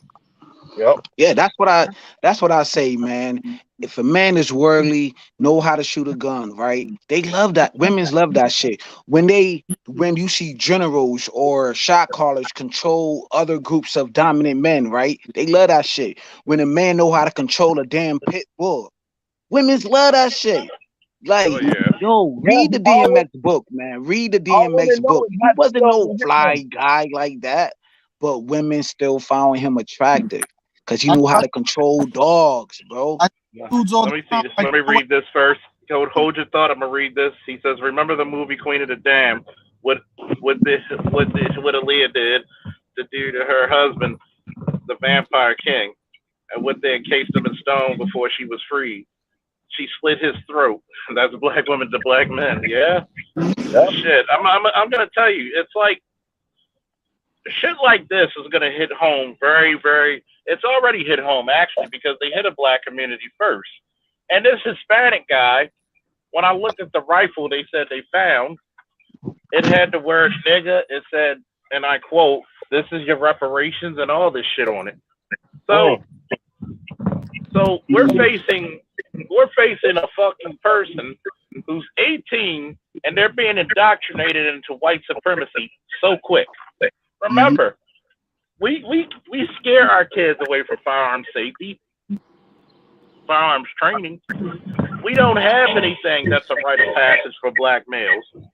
Well, I want him to be big and see. We're not cultivated to be big and strong and fast and smart, cunning, intellectual. We're trained to be cute. We're trained to be entertaining. Trained to be a target. They did that with the Boy Scouts. Trained to be a target and a what is it? A ConcuSurf. Shout out to Dr. T. Go ahead. They used to do that with the Boy Scouts many years ago until they allowed feminine energy in that shit. Now they know when the coincide together, make the Scouts. They will make it even worse. I'm like, now you know what's so funny about that quote? Hey, he said that's how black women is to black men. Now that's just the relationship of black women to black men. As soon as y'all about to get encased in stone and be together, she want to be free and she'll slit your throat so that way you don't survive the next motherfucker. I'm looking at that damn dumb bitch B. Simone was saying shit about Martin Luther King. Right. I'm like, yo, shut the goofy ass clown ass up, man. Why you ass is single and shit? Fuck. He said he wasn't a good guy because he cheated. That shit was funny. What? That was a bad father. And let's put it this way. I told the bitch, you know what? His wife still stayed with him. So wait a minute. Hold up. When I was a kid, I took candy out of a tray that wasn't mine. Technically, that's theft, but you know, when I grew up and became an officer, I've saved multiple people's lives. I'm a bad person. Right. But you know what's so funny though? You know what's so funny about that though? Because it's a female who said that shit. But you know what? Let a motherfucking female cheat on you and you still be with her ass and then you bring up the fact, you know what, man, you was foul when you did that shit. You know what the first thing they gonna say? Well, look what I did for you. I helped take care of this. I helped do did this. I help you. Like it's the same shit. I'm gonna school brothers for a minute, right? If you create, I think all of you should start. If you got the time and you got the money, start a little business. And you'll start a little business. I don't give a fuck if it's a popsicle stand. Go through, get your LLC. Go through the whole spill. Trademark your name. Hell, I had to trademark. Matter of fact, the logo. Not only is that logo trademarked by me, the term "office of the goddamn law" is trademarked by me. As a matter of fact, the term "my brother, my champion, my savior" is trademarked by me. Good. And you got to realize something. What? When you start developing your shit, do it before you get into a serious relationship or married. Because when you grow stuff together, she can get half of that business. She can't get what's before. That's what I did with my first channel, man. That shit don't even cost that much, dog. I paid $23. I went right downtown. You know what I mean? My third channel called Slick Talk Radio. You know what I mean? I got that trademark, but I don't got the LLC though. I need to get the LLC, my business account. Business. You know what I'm saying? Even if you get an LLC. Right. There's so many tax breaks and there's so much shit that keeps you from getting your ass handed to you when it comes to like lawsuits and shit. Right. I mean, there's so much information out there. That's what they don't teach you. That's exactly what they don't. Facts. I didn't learn hardly nothing, bro, until I came in this space. You know what I'm saying? Because I'm gonna keep it funky with you. I was raised around nothing but women's, yo. My dad was gone. He already remarried. My brother did over almost 25 years in prison. You know what I'm saying? So I only had one teacher named Mr. Jordan, but that was like when I was younger, when I was like 13. But far as me growing up, it was nothing but women's around me, man. Until I jump off the porch, when I jump off the porch, it was like 13, 14, you know what I'm saying? But far as anything else, it was nothing but women's, bro. I didn't learn anything about nothing about LLCs, about being a man until I came in these spaces, bro. On the second wave. It's gonna be funny because I'm gonna start doing more sessions because Dr. T loved it when I had Ask a Cop. Any questions you have about military, police, armed security training, how to get it, how to start it, what you need to do. Like, for example, a lot of people didn't know this. In the state of Maryland, you have to have at least 5 years of police experience to start your own security agency, firm, or organization. Wow. I didn't know that. So a lot of people in the state of Maryland didn't know that. Matter of fact, I'm already waiting for the state to give me my license so I could do both security and private investigation. But here's another thing. In the state of Maryland, in the state of Maryland, when you're given your license to be a private investigator, you could do executive protection.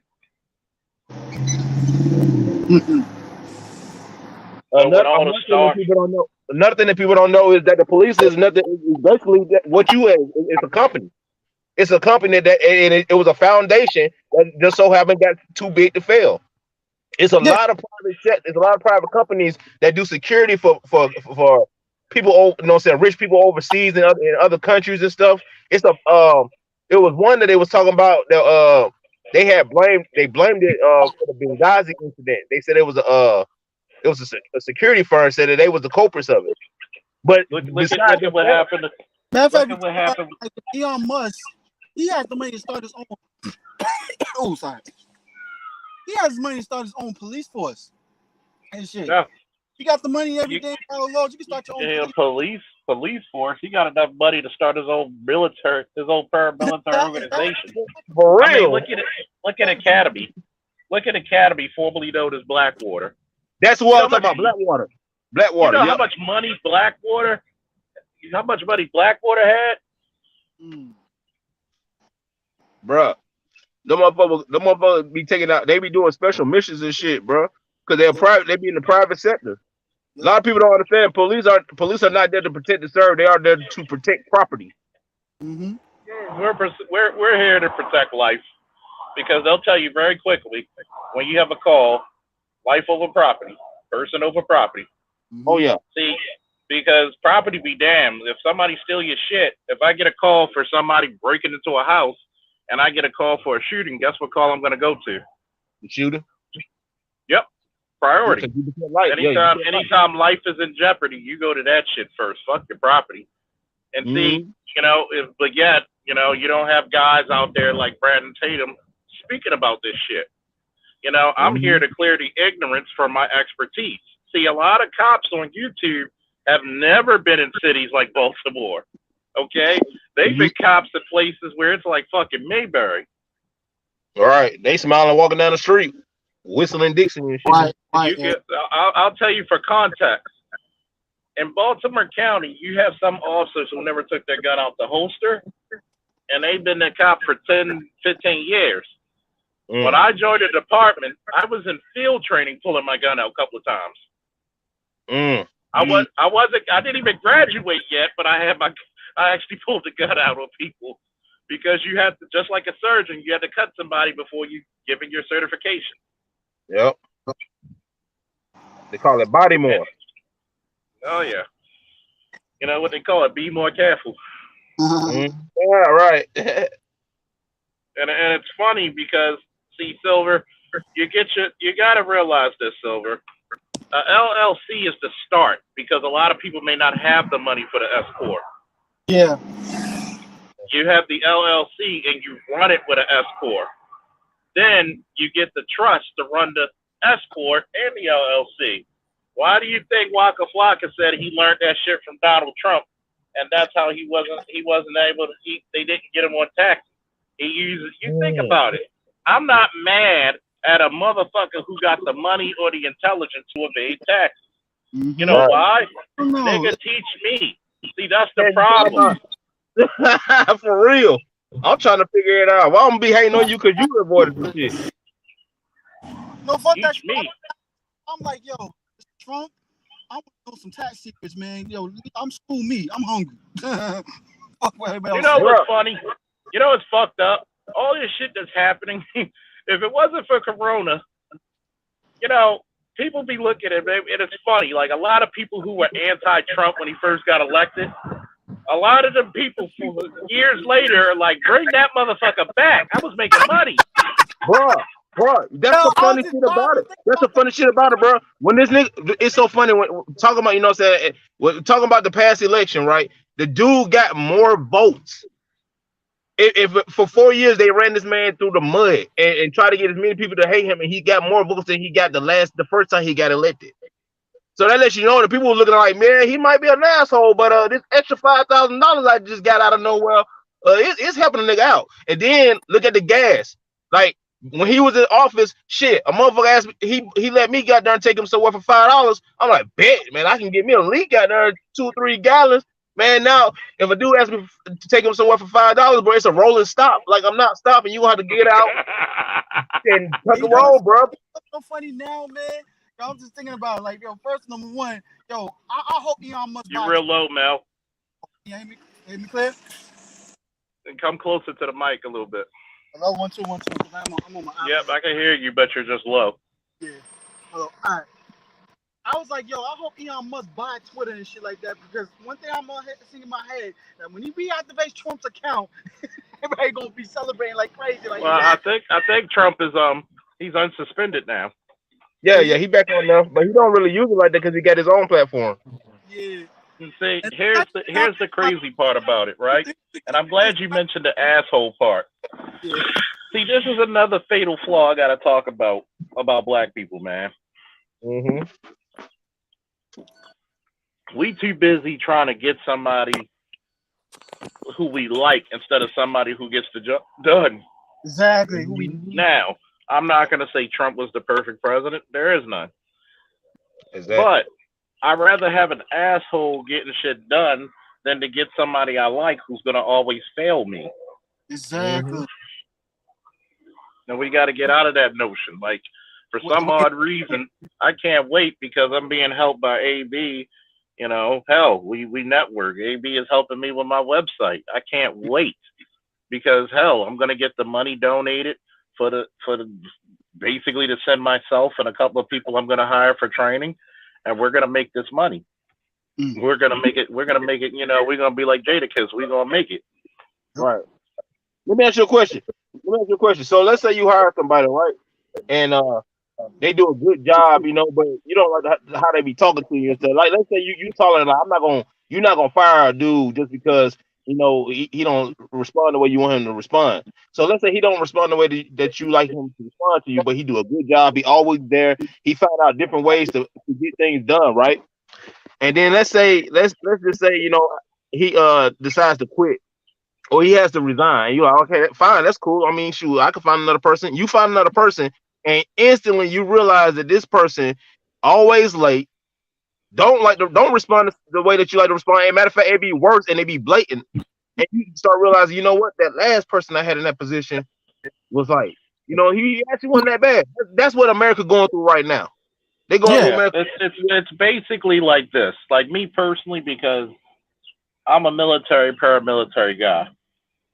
I never believe if I do have to scream on somebody, that's behind closed doors. If I gotta fight a motherfucker, that's behind closed doors.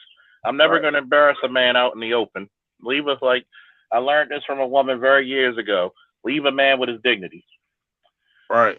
And what we gotta realize is that if he has a certain way, I gotta talk to him and be like, look, this is the reason why certain things, because I've had it before. There's certain reasons why certain things have to be done a certain way. Because one, like for example, it was a rookie who asked, why do we got to go to Mercy for when we have sexual assaults? And I said, because there they have the experts, they have the safe nurses who have the certifications, the knowledge and the training for it. The only other hospital when you have children who are victims of sexual assault, they have to go to University of Maryland. So because those are the experts for the pediatric or juveniles, there's a reason why things are done a certain way. And see, this is the reason why I've said it before.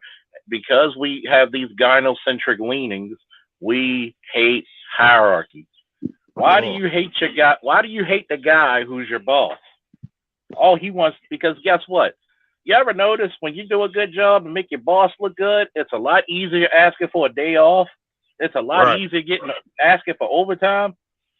Because people will always remember what you make them feel and look like in front of their bosses. Right. Like there's gonna be like, dude, here's a $500 bonus, boom. Here's a $1,000 bonus, boom, because you're making. And once you do that, that guy will never fucking stray away from you. Right. You earn his trust. He trusts you not to be an asshole and fuck up shit. Then especially if you show out in front of his boss for him, it's like, bro, it's like you looking out, so I will not look out for you. Woo! Shout out to Ram. He said, shout out to you, Charles, always promoting protection of oneself and family. Woo! Yeah, you gotta be. See, that's the pride of being a man.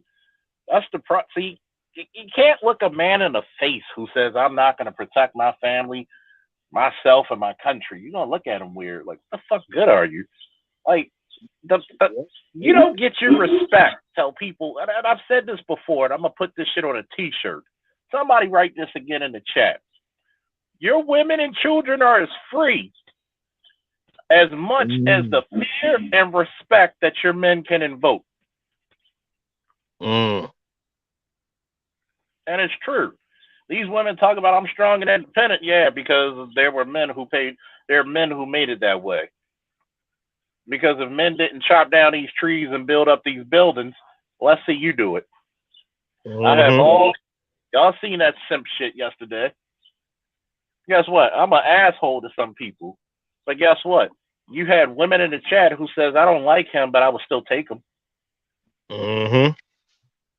You too old for that simp shit.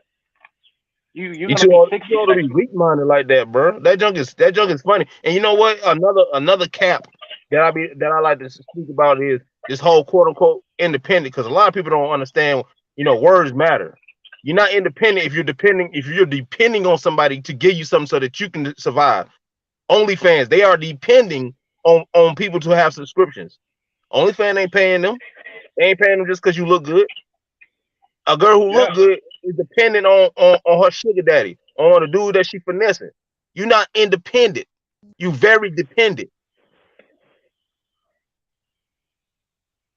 People kill me when they always come with this. They always come with this notion that because you are at a point in your life where you doing for you, or you're doing what you're supposed to do. It ain't even doing for you. You're doing what you're supposed to do. You're an adult. That's what kill me about these women nowadays who be like, well, I don't like the way that this person talk. Aren't you an adult? You've never heard a curse word before? Your parents never been hard on you about something? Because I know when I was a kid, my mama would say harsh things to me instead of beat my ass sometimes, because she was like, she know that it would invoke some type of change. But these folks don't want to invoke change. They want you to talk to them nice. See, what happens is that people don't understand. When you go to basic training, what's the first thing they're doing? They're breaking you the fuck down. Yep. And then they're going to build you the fuck back up better than what you came. Because there's a reason why veterans get a certain amount of respect, because they go through shit that the average person is not willing or physically can't go through, mentally, spiritually, emotionally. And it's funny that sometimes we need to realize that people who are for us are not really our friends all the time, and people who are against us is not our enemy. Sometimes I gotta, just like I had to tell my ex, she says, well, a good leader is supposed to compromise. Says when? Never heard Compromise that. when it makes, I said a good leader is supposed to compromise when it makes sense. He's not supposed to be compromising. Because another name for compromise means that this guy is captured or he's ineffective. There are times I'm going to tell you no. If you, like I told her, we were married and I said, okay, this is the direction the family goes. The minute you go opposite, the minute I can't trust you and I have to get rid of you. Got to replace you. Because you'll cost me money. And I said two things a lot of women have done to men. You'll either cost us money or you'll cost us our fucking lives. And when people get mad, oh, no man gonna tell me what to do, but you mighty submissive when you go to work. Mighty submissive. Exactly. And that's the point that everybody needs to stop this whole, well, you seen all the trolls who were here. Oh, y'all just green. Nigga, that ain't green shit green about me. Well, what you talking about? But what's in my pocket? That's the only thing green here you talking about. Yeah. But you know what? That shit is funny. Like you said about being a leader.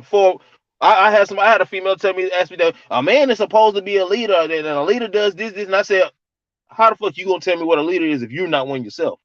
Because when I went to school, they wasn't teaching it. Okay, all the school boys, hey, y'all gonna be the leaders, and all the other female students, y'all just gonna learn how to knit and sew. No, they showed everybody how to get an education. So they also showed you how they showed you, you know what I'm saying, through social construct, how to build your self-confidence, to not let these people tear you down, so that you can be a leader when you are around people. It don't matter if you are a man or a woman, because yeah, men are supposed to lead, especially if you have kids or you have people under your influence. You should supposed to be the example. You're supposed to lead them away from the bullshit, so that you don't see nothing bad happen to them. But as an individual, you're supposed to be able. You got to lead yourself to follow. And that's what these women don't even lead themselves to follow shit. The only thing they lead themselves to is destruction. Lead themselves to distraction. Lead themselves to situation. It's crazy because before you're a leader, you know, you got to be a great follower. You got to be, and shout out to Sandor, because he was a captain in the Army, same time I was in Iraq. He was a tank commander. There's other guys on here. There was a guy who was the lieutenant commander in the Navy. There's a couple of guys who were sergeant majors, a couple of guys who were sergeants. These men had to be cultivated to be great leaders. You're going to tell me a guy like Colin Powell, which any black person disrespect Colin Powell, I'm gonna try not to fucking swing on you. Because do you know how hard for a black man to reach the rank of 4-star general and become the chairman of the Joint Chiefs of Staff meaning you're the highest ranking military officer in the free fucking world. No man, the only person that outranks him, he answers directly to the only two people, the Secretary of Defense and the fucking president. He don't even talk to them. Most of the time, he's talking directly to the president. In his side pocket. Yeah. He did a lot. He did a lot way more than motherfucking get out the bed and log into YouTube. Exactly. And you want to talk about gray skull tax. Woo! Just because someone may hurt you doesn't mean that they're trying to harm you. Correction stings, but saves. Damn right. Hold up. We gotta give him his gray skull tax. Hold on. For the power of gray skull.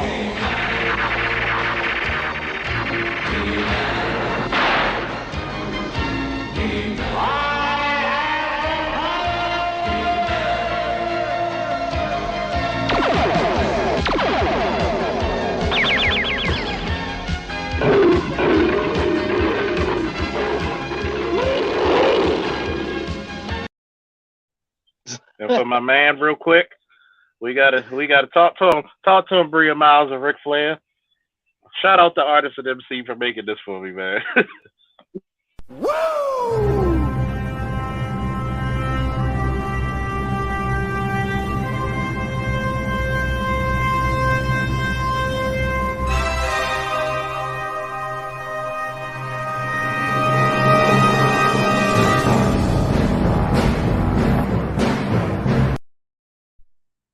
Oh man, God was showing off when he made Bria Miles. God damn.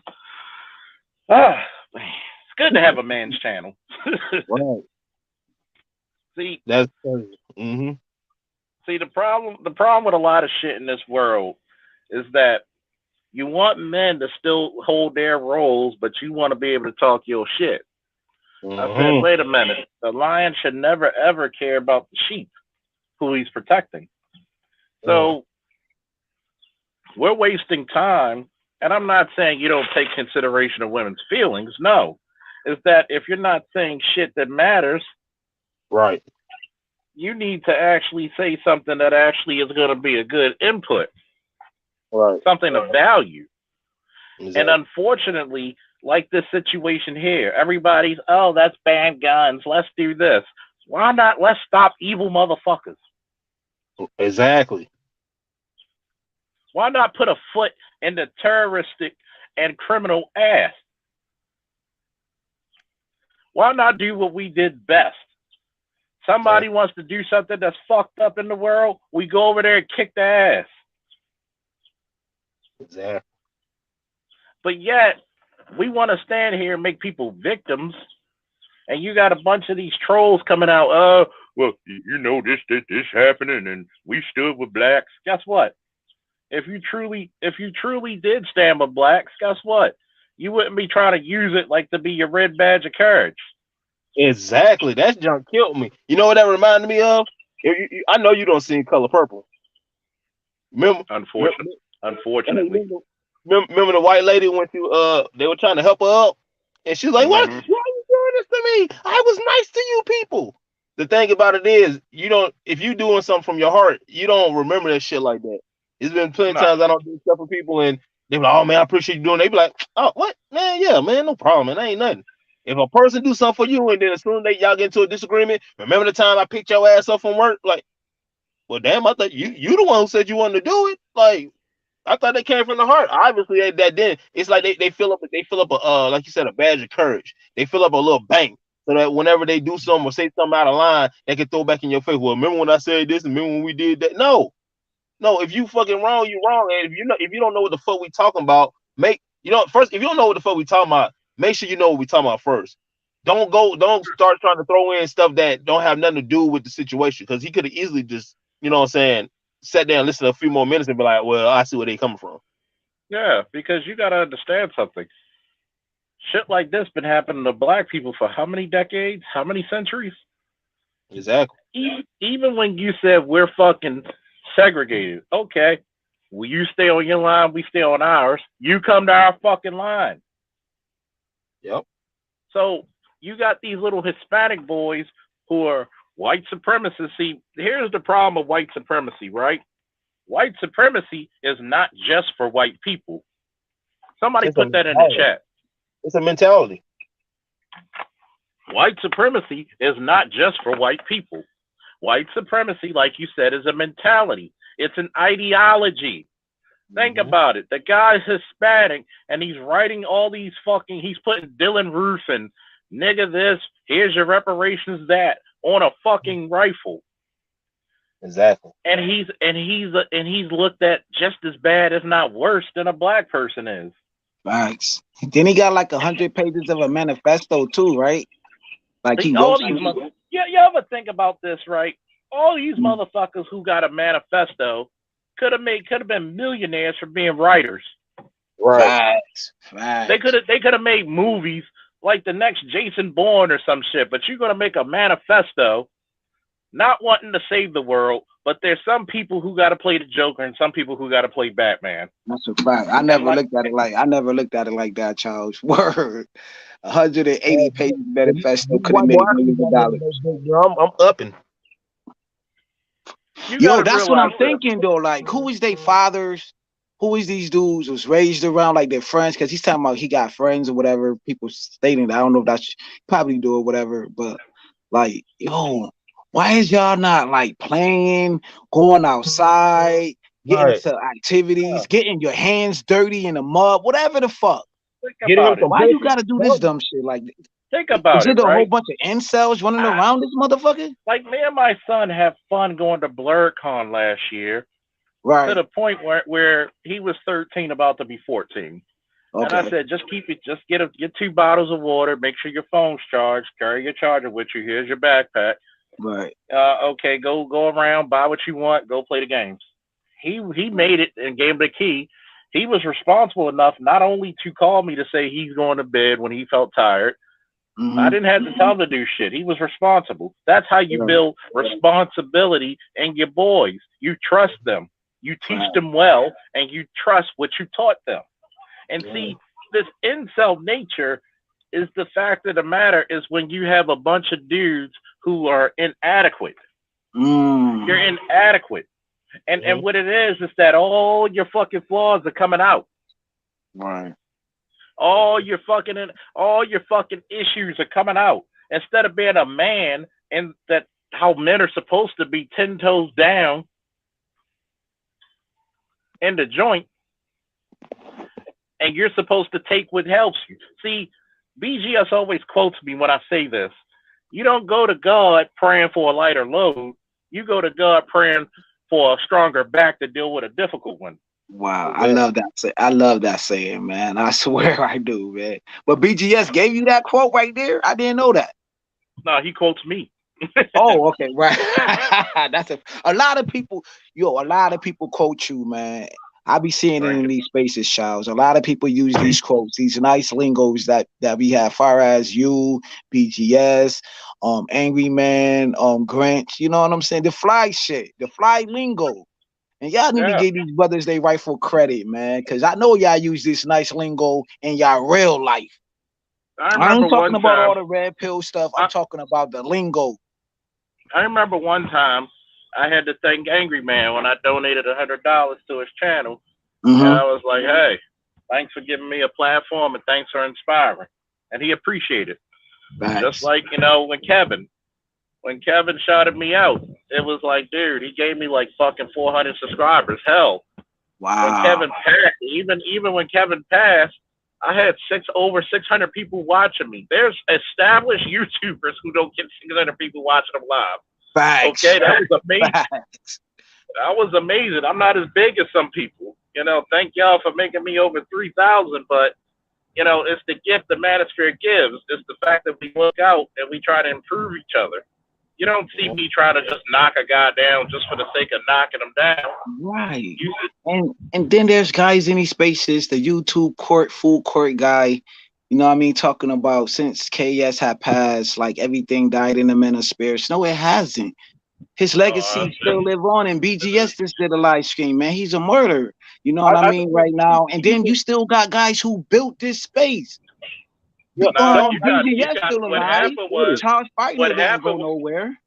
What happened was you got a fire under a lot of people's asses when it came to that shit. You got a lot of people who coming out even harder and stronger, especially when you saw how they were treating Kevin after he passed. They came, they came full force, guns blazing, figuratively, of course. And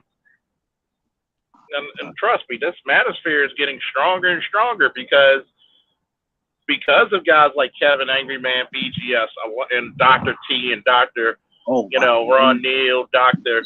GG, Bring Gorilla, and others, they're bringing more attention to these places where they're going to find a Charles Faulkner. And they're going to, we got people who are expert. I don't even give a damn if you're an expert in hip hop.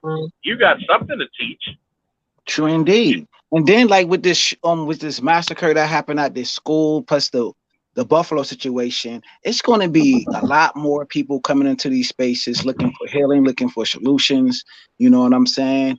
So I don't know what these other people talking about, but I guess they just stuck in their little box or whatever, shock value, or strategy of content, whatever the case may be. But I see the bigger picture. I think more people are going to flood these spaces just looking for answers. You know what I'm saying? I mean, and these are the answers we got to give people, because ultimately we're gonna have to usher in for the next generation of men how to be men.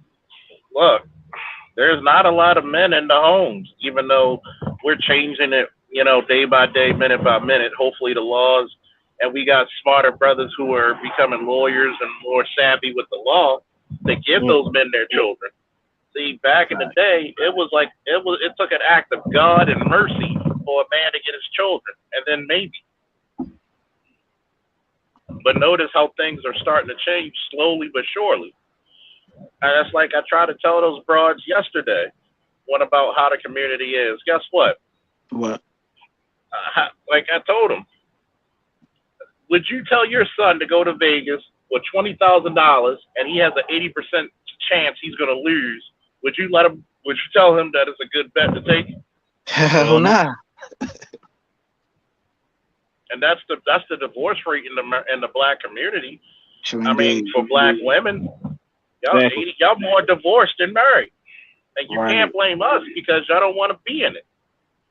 Right. That, bro, not even just marriages, relationships. Period. I always ask folks every time I talk to dudes when I be talking about, I get into my little rant and shit. I say, how many times you broke up with your girl? He be like, man, maybe 2. And I'm like, all right, that's cap, because for one, I know niggas don't break up. How many times she break up with you? You're like, oh shit, man. Yeah, exactly, bro. Because women are the ones who decide to get out of relationships. Men are the ones who decide to put them in relationships. They'll get out of a relationship, bitch, to a nigga who got a main chick. And then you say, that too, but you gotta add this to the pot. I don't mean to cut nobody off, but Angry Man just did a video with the Get Low freestyle chick. You know what I'm saying? She's being accused of some things, having a 10-year-old in the video and doing some atrocities to that little boy or whatever, right? Then you got the FNF, it's the F nigga free chick, you know what I'm saying? With the strong, she got the strong jawline. Like, yo, y'all gotta start picking these chicks better, man, because I think there's a lot of guys out here that like the easy chick, the Tatiana chick or whatever, the thought box chick.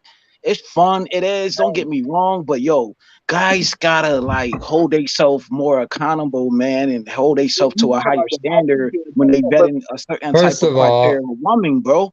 Hold on, let me James, I gotta say something about that. Hold on.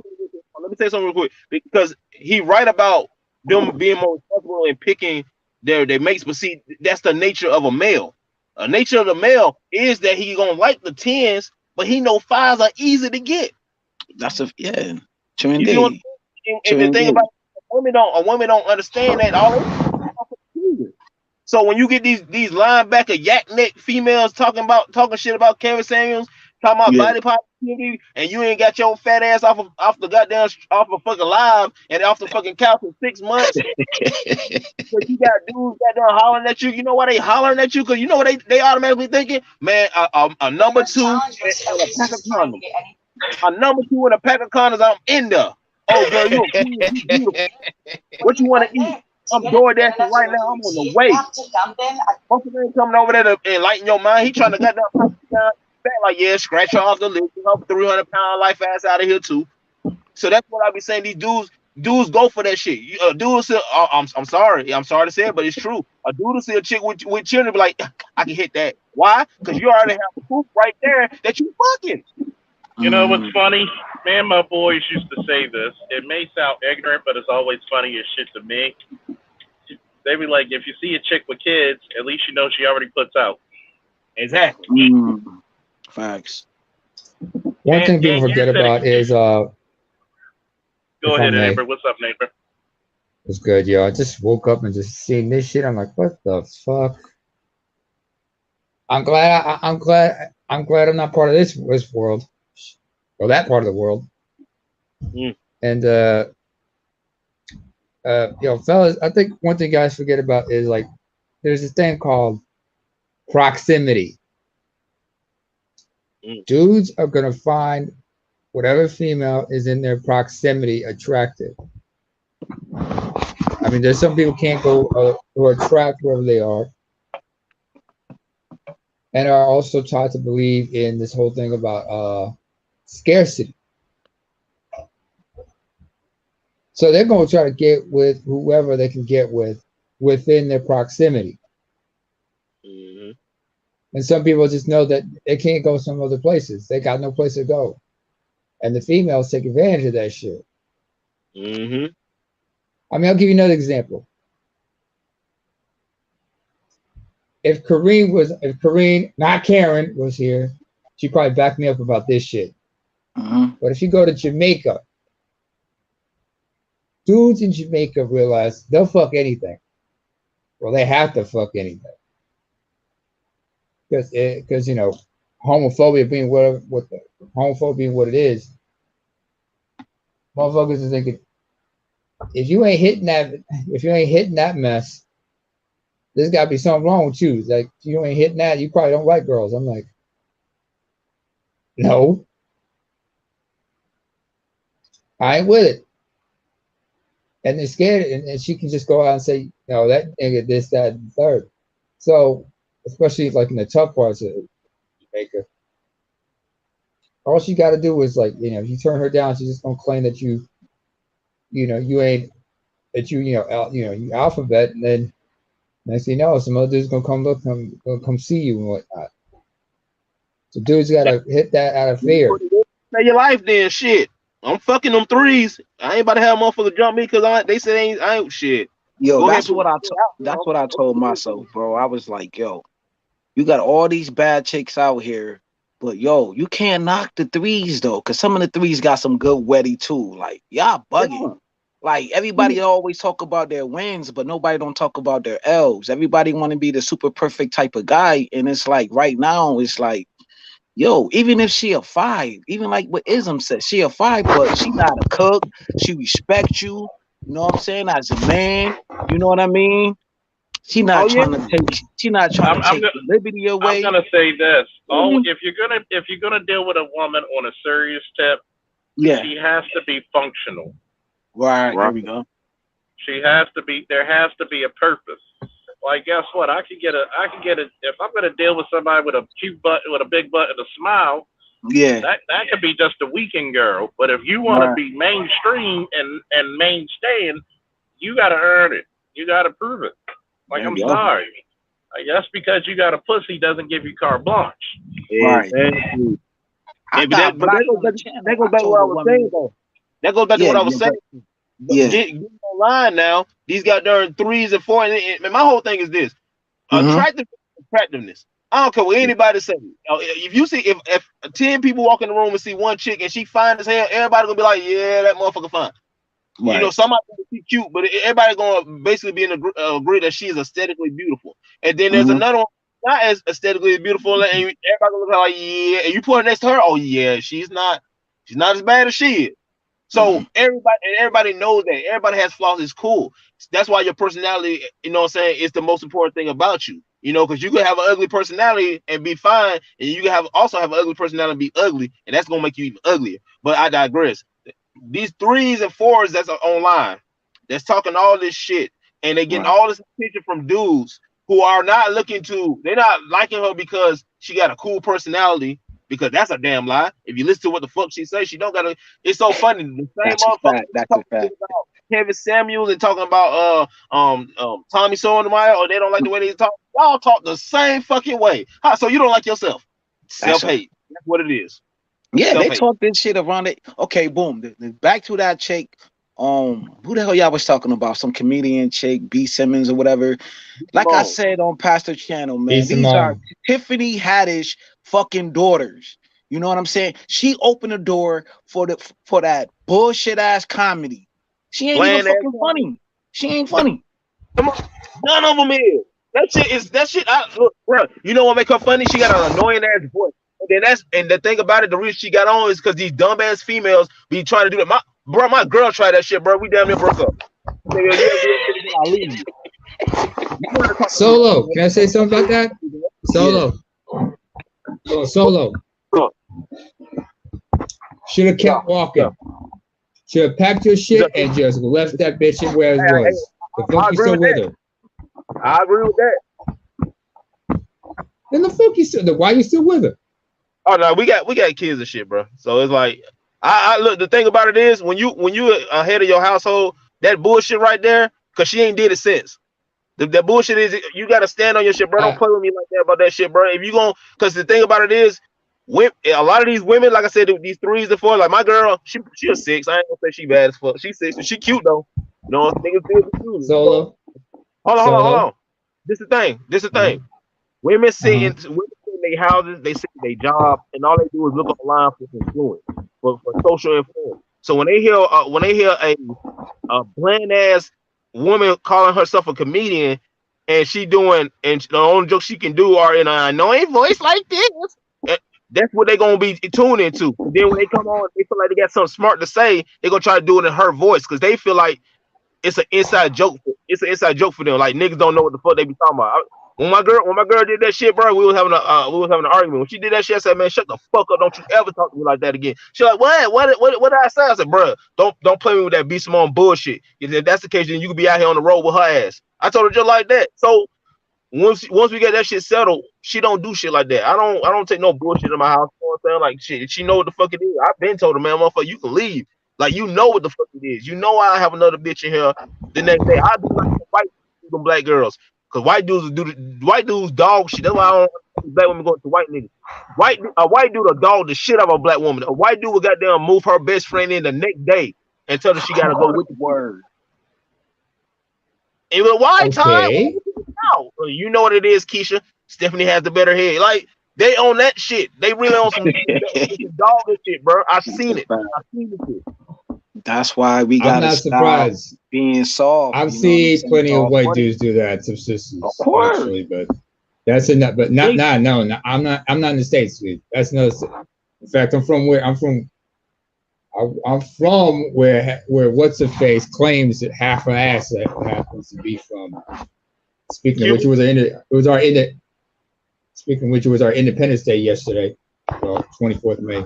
Happy 31 for a second. But still, I mean, Solo, look on the bright side. Huh? Stop giving me hints to tell me where you from. You don't give me some world trivia, bro. What the fuck? Who I'm Eritrean. Oh, okay. I'm like, wait, who? What? Somebody had independence? See no fireworks? So, hey, look on the bright side. At least your girl wasn't going nay, go like, she ready. I'm gonna tell you, she ain't gonna play. If she come home with that, she tried that shit back home. There's gonna be some grandfathers who speak perfect English and they speak that British form of English. They're gonna sit her ass down and correct her ass grammatically, and before they just wanted to scold her, but they realized she's a grown ass woman. She gotta figure this dumb ass shit herself. Right. But we know. See, me personally, man, I deal with these type of women in my everyday life, right? It is what it is. I don't make her my wife, you know what I mean, girlfriend or whatever. I just do what I do, you know what I'm saying? But like it was in the chat box, like I think that hoodie dudes and guys who wear suits need to come together. Y'all, okay, the suit dudes got the money, and if the hoodie dudes, whatever, got the women, y'all can learn from each other. Y'all can help each other out. It bounces off of each other. The hoodie dudes need jobs. They need tech. Like me personally, dog, growing up, I was a nerd, you know what I'm saying? But I jumped off the porch early. So I had a wingman.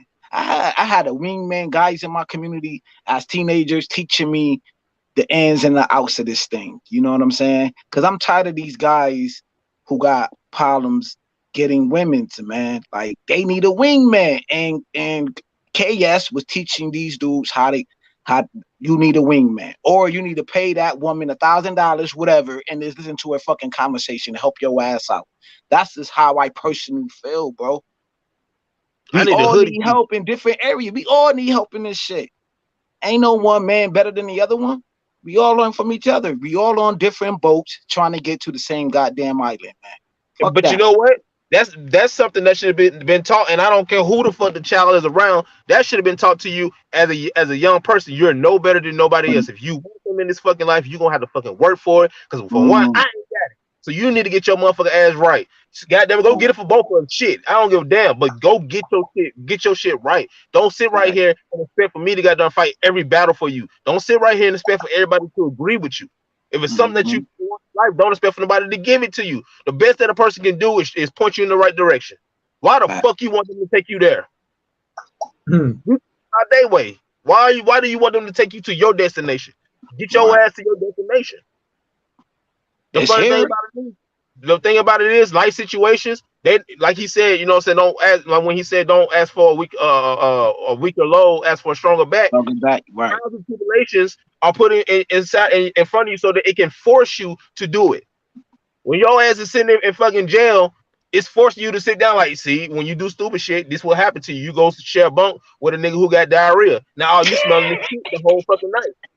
You in the fucking corner of the fucking wall, breathing in, sucking in straight air and shit. Like, this nigga stink. You know what I'm saying? You get put in a situation now. It's forcing you to be like, bro, look at your life decision. Yeah, I know you want to get that money, but it's a better way. How about you figure out the same way you find out how to sell drugs, you can find out how to own your own business. Facts. Because you got gamers.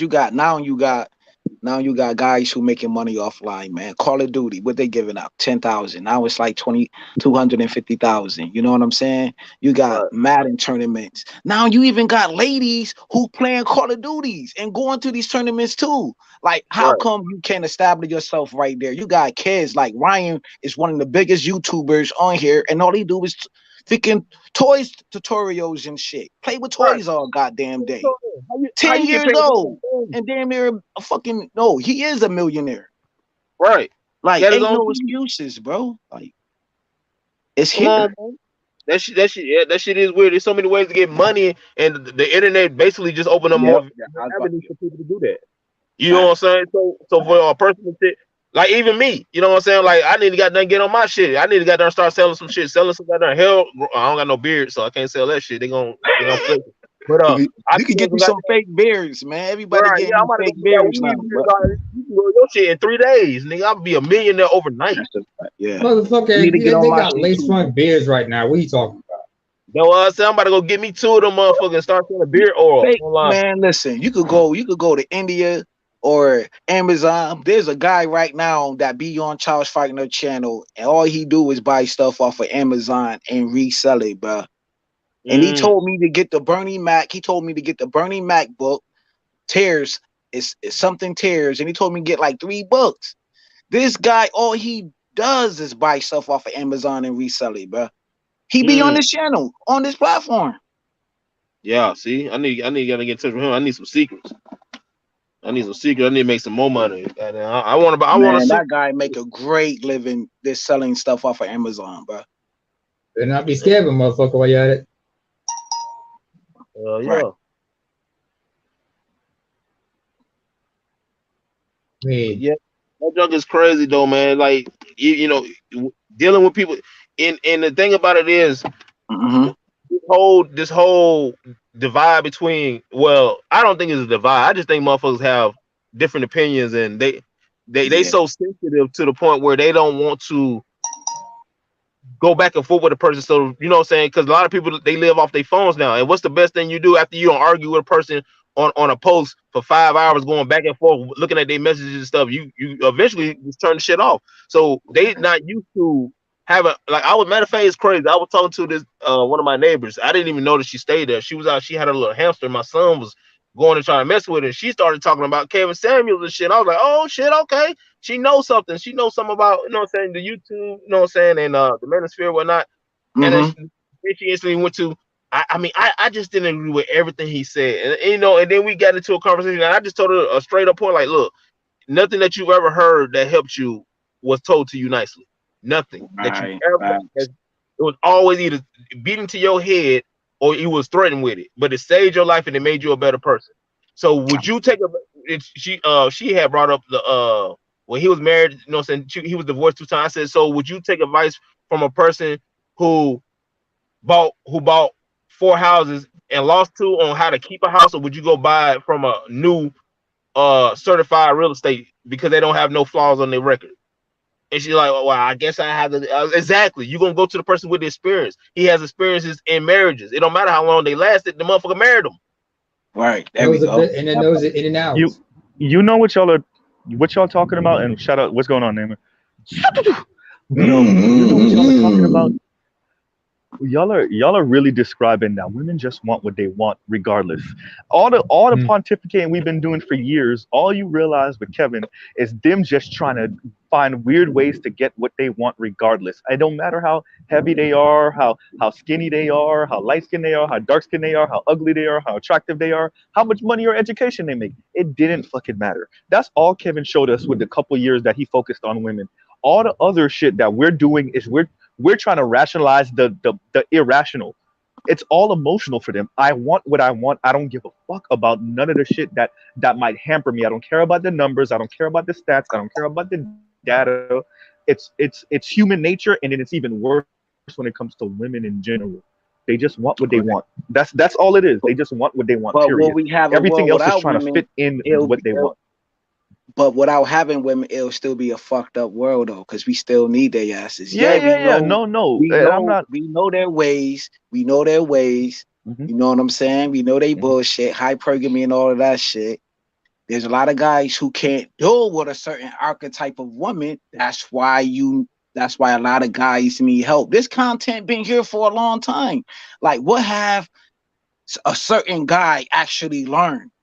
If you really treated this shit like a fucking college course, you supposed to already master these motherfuckers. This content been here for a minute, bro. I'm glad this shit was a martial art class. Some of these dudes is still in yellow belt 5, 6, 7 years later. How the fuck you still in? But that's emotional shit because it goes back into, like I said before, when a woman picks a bad father, that's on her. It's severely on her. You know why? Because you just fucked up the fucking generations. It's like saying, I got a guy who's not going to protect me. That's you. You picked him. She picked him based on emotion because he made her feel a certain way, or he turned her on. Yeah. A lot of it is subconscious. You know the beauty of our space? The beauty of our space is this. It's not only for, because I think about the future, right? I know I'm trying to help brothers and with the little bit of knowledge I have, but I really think about the children that's going to be coming up in the next 10, 15, 20 years, right? I'm speaking to them, and not only the boys, right? The girls too, because I predict this shit gets even worse before it gets better. So I'm speaking to the girls also to be like, hey, the reason why y'all in a fucked up position is because we tried to talk to your sisters, we tried to talk to your mothers, your fathers, and they wasn't trying to hear none of that shit we talking. So if you want to know why these boys, especially the little black girls, you want to know why these boys ain't even, they're so indifferent to you, it's because we tried to talk to your mothers when we in 2022 and 2021 and 2020 and 2023, we were trying to talk to your mothers and they weren't trying to hear it. So now you got to suffer and you got to wonder why none of the boys are trying to talk to you. Not just the little black boys, but the white boys and the Latinos and the Asians too, right? And for the few of you that do get a man, this is why you got him. It's not just because you got lucky. It's because you might exhibit certain behavior traits that he found attractive, right? So like, and the young boys, what I'm trying to tell them is this is the environment that you're going to be walking into in the next 10, 15 years, especially the ones that's just being born. When they start dating around 14, 15 years old, if they ever come upon Mr. Z channel, they're going to know, oh, this is what it is, right? Oh, this is what Mr. Z was talking about. Oh, damn, it existed like that in 2020, in 2021, in 2022. It's the same shit that's happening in 2035, right? Yeah. So that's what it is. We have to prepare the environment now for the kids in the future, because this shit's gonna get worse, right? This shit, I don't see this shit get better, because if it was gonna get better, we would have saw the fruits of that. And you got a few people that's trying to make it happen, but for the most part, people are just trying to find excuses for their bullshit. But their moms was like, okay, boom, like the second wave of women, you know what I'm saying, in these spaces. We all know who they are, some people don't, right? You got those women's. Now, in this wave right here in 2022, these are their daughters. These are like the hens, the Sister George, the fucking concrete Rose, you know what I'm saying? O'Shea, fucking Wiggly Legs, you know what I'm saying? These are their sons and daughters right now. So all of that shit, 6-7 years, they still doing the same thing. So of course we're gonna have a long uphill battle. Now they're starting to get it. Now some of them starting to get it, and they're like, damn, man, all they talking was bullshit, bro. So of course there's new kids coming in these spaces. Well, new teenagers coming in this space every day, bro. And now they coming back like, fuck. My mom and my dad was fucking wrong, because you got to understand, they heard fucking Wiggly Legs and O'Shea for years. For years. These men, these fathers and mothers was teaching their kids this bullshit in these spaces. You understand? Like, yo, this shit is really deep, yo. People actually take these talking points and teach their kids this bullshit, let alone going to school and hearing that bullshit. Then they got to hear their friends' bullshit. And then they got to come to the fathers on a weekend. And then we got to, who understand what Charles and BGS and Angry Man is saying. Now we only get our kids on the weekends. And now we got to untrain them to all the bullshit that they went through to the whole fucking week. You know what I'm saying? Because some fathers only get their kids on the weekends. You know what I'm saying? Like, this shit is really fucking it's really rooted, man. It's like the fucking root that holds the tree. It's fucked up out here, bro. It's fucked up out here in the world, and it's fucked up in these spaces, and new evidence already coming out about some other shit. Like, come on, bro. This shit is savagery in this motherfucker. This shit is crazy. Kills, I'm gonna tell you, some cases the fathers don't see their kids, or they only get them like every other weekend. That's not enough time to detoxify. Facts, but what I'm saying is, when the fathers get it, even every other week, he still got to untrain that child when that child comes to him, because that child been around in school, been around their mother, been online, listening to shit. Their mother's telling them bullshit. You know what I'm saying? So when that child come to the father, it's a lot of bullshit that he got to untrain them of fucking hearing. It's not just like, that. I mean, in some cases, it's like, what's his name? It's like Sotomayor said it himself. When you get the kid like every other weekend, you got to be Disney dad, basically. Right. Because the thing is, you're not just competing with, because you got to not just trying to deal with what the mother doing to the school. In some cases, let's say the mother's already got a man in the house. Mm-hmm. And he could be teaching that kid some other shit. Facts. Because, you know, remember, moms try, because the mother always thinks she can replace the daddy, but the kid's like, no, that kid could probably either the kid might accept this other person as their father, and might find himself in a situation where they step back trying to one up the dad and shit. Mm-hmm. Or the kid could just reject this man, and there's a lot of tension in that house. Right. There's a lot of dysfunction, and the mom makes a point that it's the dad's fault that, you know, the dysfunction in her own house with her own child. When in fact, the matter, he's not even there. That's between y'all. And he's like, how's it my fault? I only get the kid every other weekend. Mm-hmm. And in some cases, you gotta wait till like your third. I mean, I don't know what it is like in New York State, but In certain states, you gotta wait till kids like a certain age to decide whether they can live with you or live with somebody else. Right. And That's why sometimes you don't know if you that's gotta come possible. to a point. That's why you gotta come to a point in your life.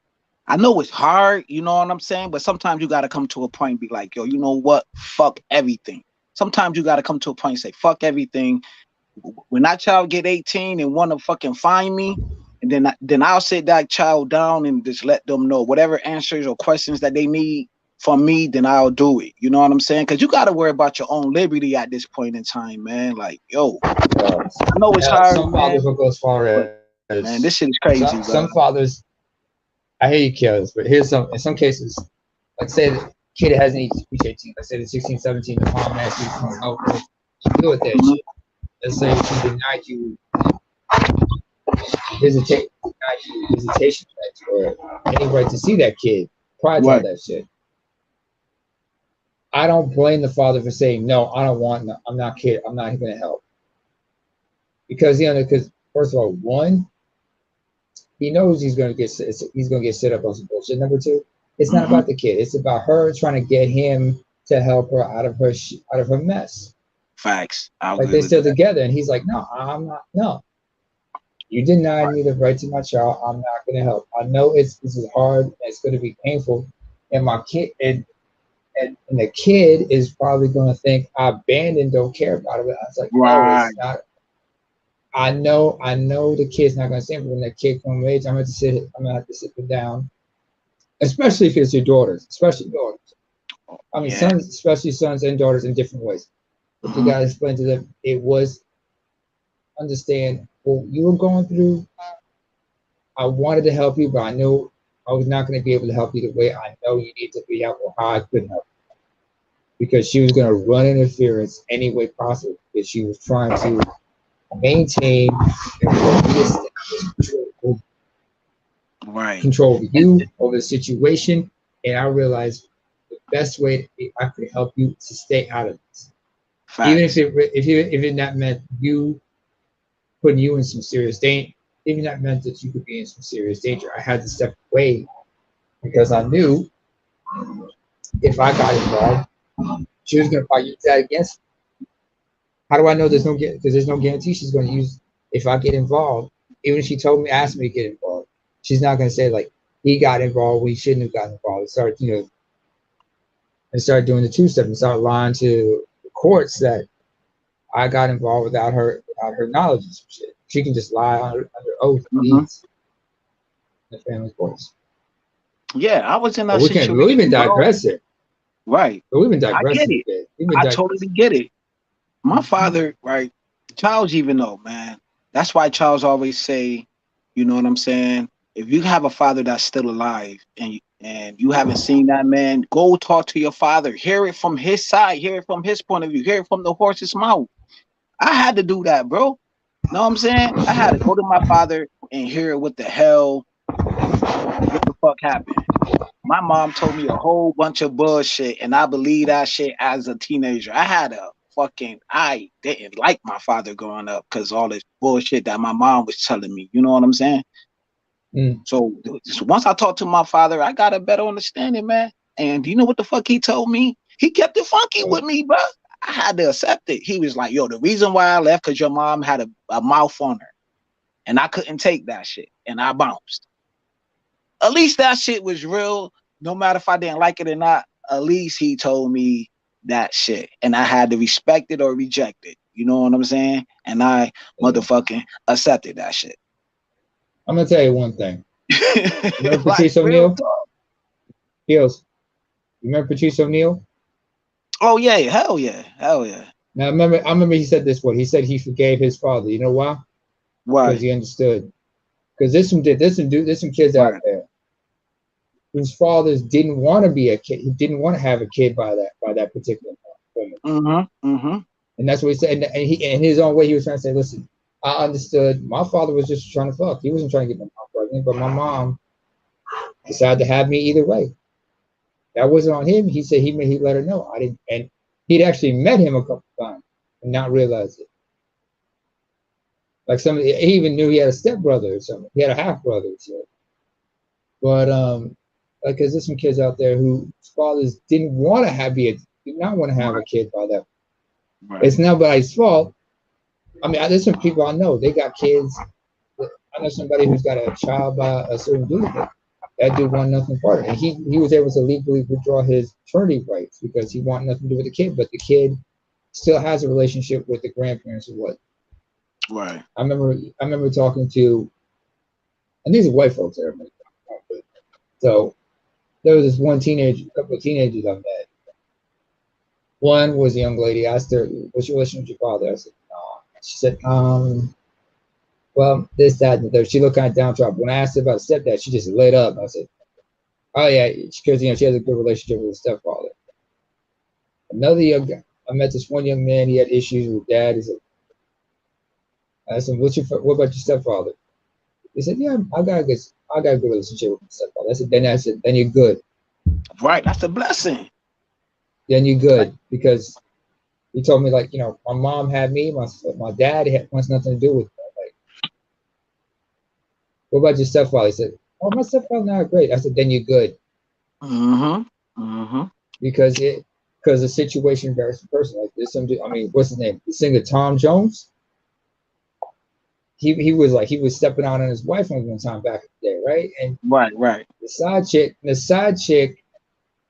has a son by him, and this is a child he want nothing to do with. It's the phone, and that kid is fully grown. And he looked at her and said, when she got pregnant, he broke it off with her. He let her know, said, "Listen, if you don't insist on having this kid, then I'm going to end this relationship." Of course, when his wife found out, she beat the shit out of him. But hey, it was what it was. Right. It is what it is. It was what it was. I mean, he and his wife, they don't have kids together. So it is what it is. But going back to this whole school shooting shit, we're talking about broken homes with. I understand the young person in question was raised by their grandmother. Oh shit, I don't shot their grandmother. Right, that's what I seen earlier. That's what I seen too. Just remember Sandy Hook. Right. Okay. Sandy Hook. Here's the situation. The parents were divorced. The younger brother chose to stay with their father, and their moms had the rifle. And plus, the kid was, and the kid himself was just all kinds of messed up. Hang on.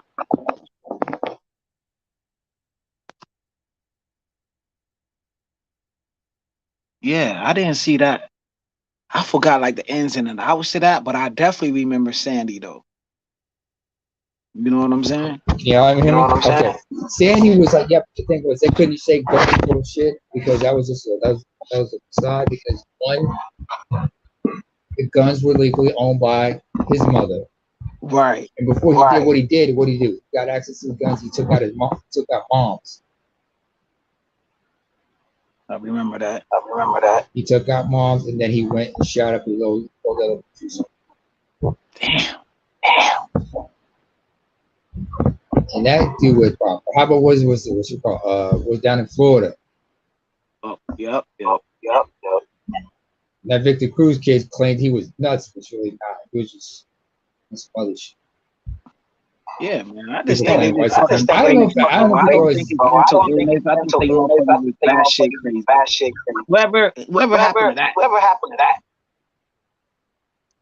I got mental illness. And there are times where I'm gonna admit there have been times where I've had thoughts like that cross my mind, but I know not to do it because I'm self-aware like that. Some people don't have that self-awareness. Not to mention you're talking about teenagers, because teenagers are bound by impulse control. You know what I'm saying?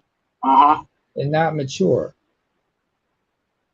I remember somebody. There's this YouTuber I remember. His name is Madman 103. Former Navy, based out in Cali. Well, he's a brother, but he's had his bullshit with his wife. His wife's off now, but he speaks Japanese. But we talked about this one case about a school shooting that took place in Texas, right?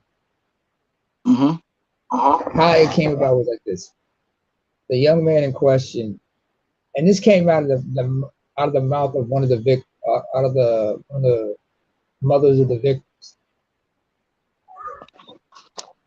Apparently, what happened was this young man was like 17 or something like that.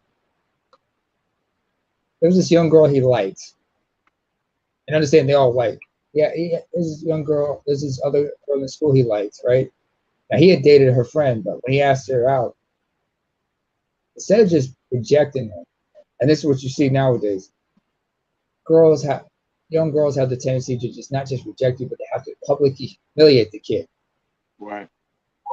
But the guy they don't like, because there's this sense of entitlement, self-righteousness. So and young men, they don't know how to deal with it. It's not being rejected as a problem. It's just they have to just make it into a huge spectacle, and now everybody's looking at you, mocking you.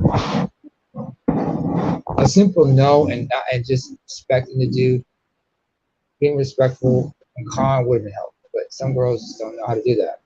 And so when he fled, he just. And so when he decided to shoot, he went to this shooting. First person he went for was that young lady. Not because of the rejection, but the fact that she had just fuck him up mentally. She pushed him over the edge. Right. And that boy didn't, I'm sure that boy thought, not felt, well, actually he felt, because there's not a lot of thinking going on.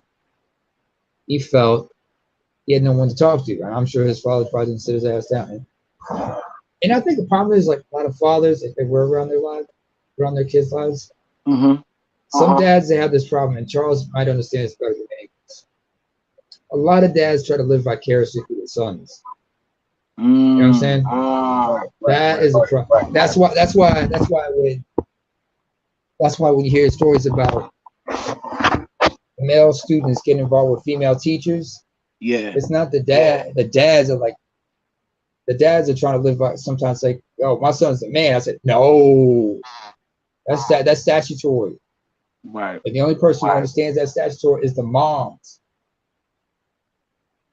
Because moms understand women, because women know women. It's some shit.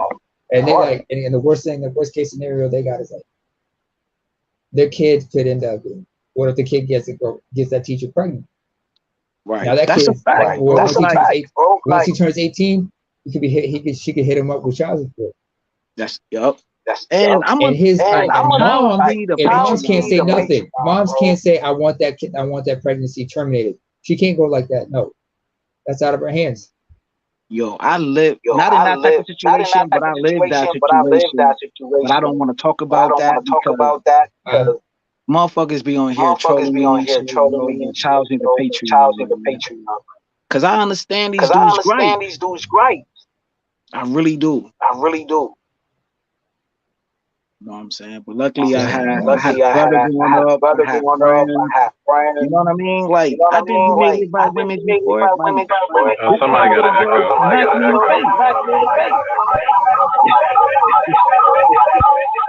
We got a feedback. I'm about to come out of this. We're about to do last thoughts. We're going to start with Namer, then we're going to end with James. And then we're going to start with Namer, then we're going to do James.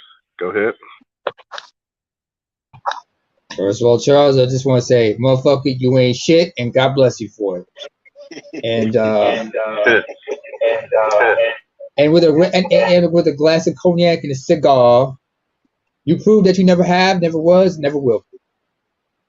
But a lot of this, but this shit still, this story that just came out developing, people, let's not be jumping to, let's reserve the right to conclude until all the facts come out, because there's a lot more to come.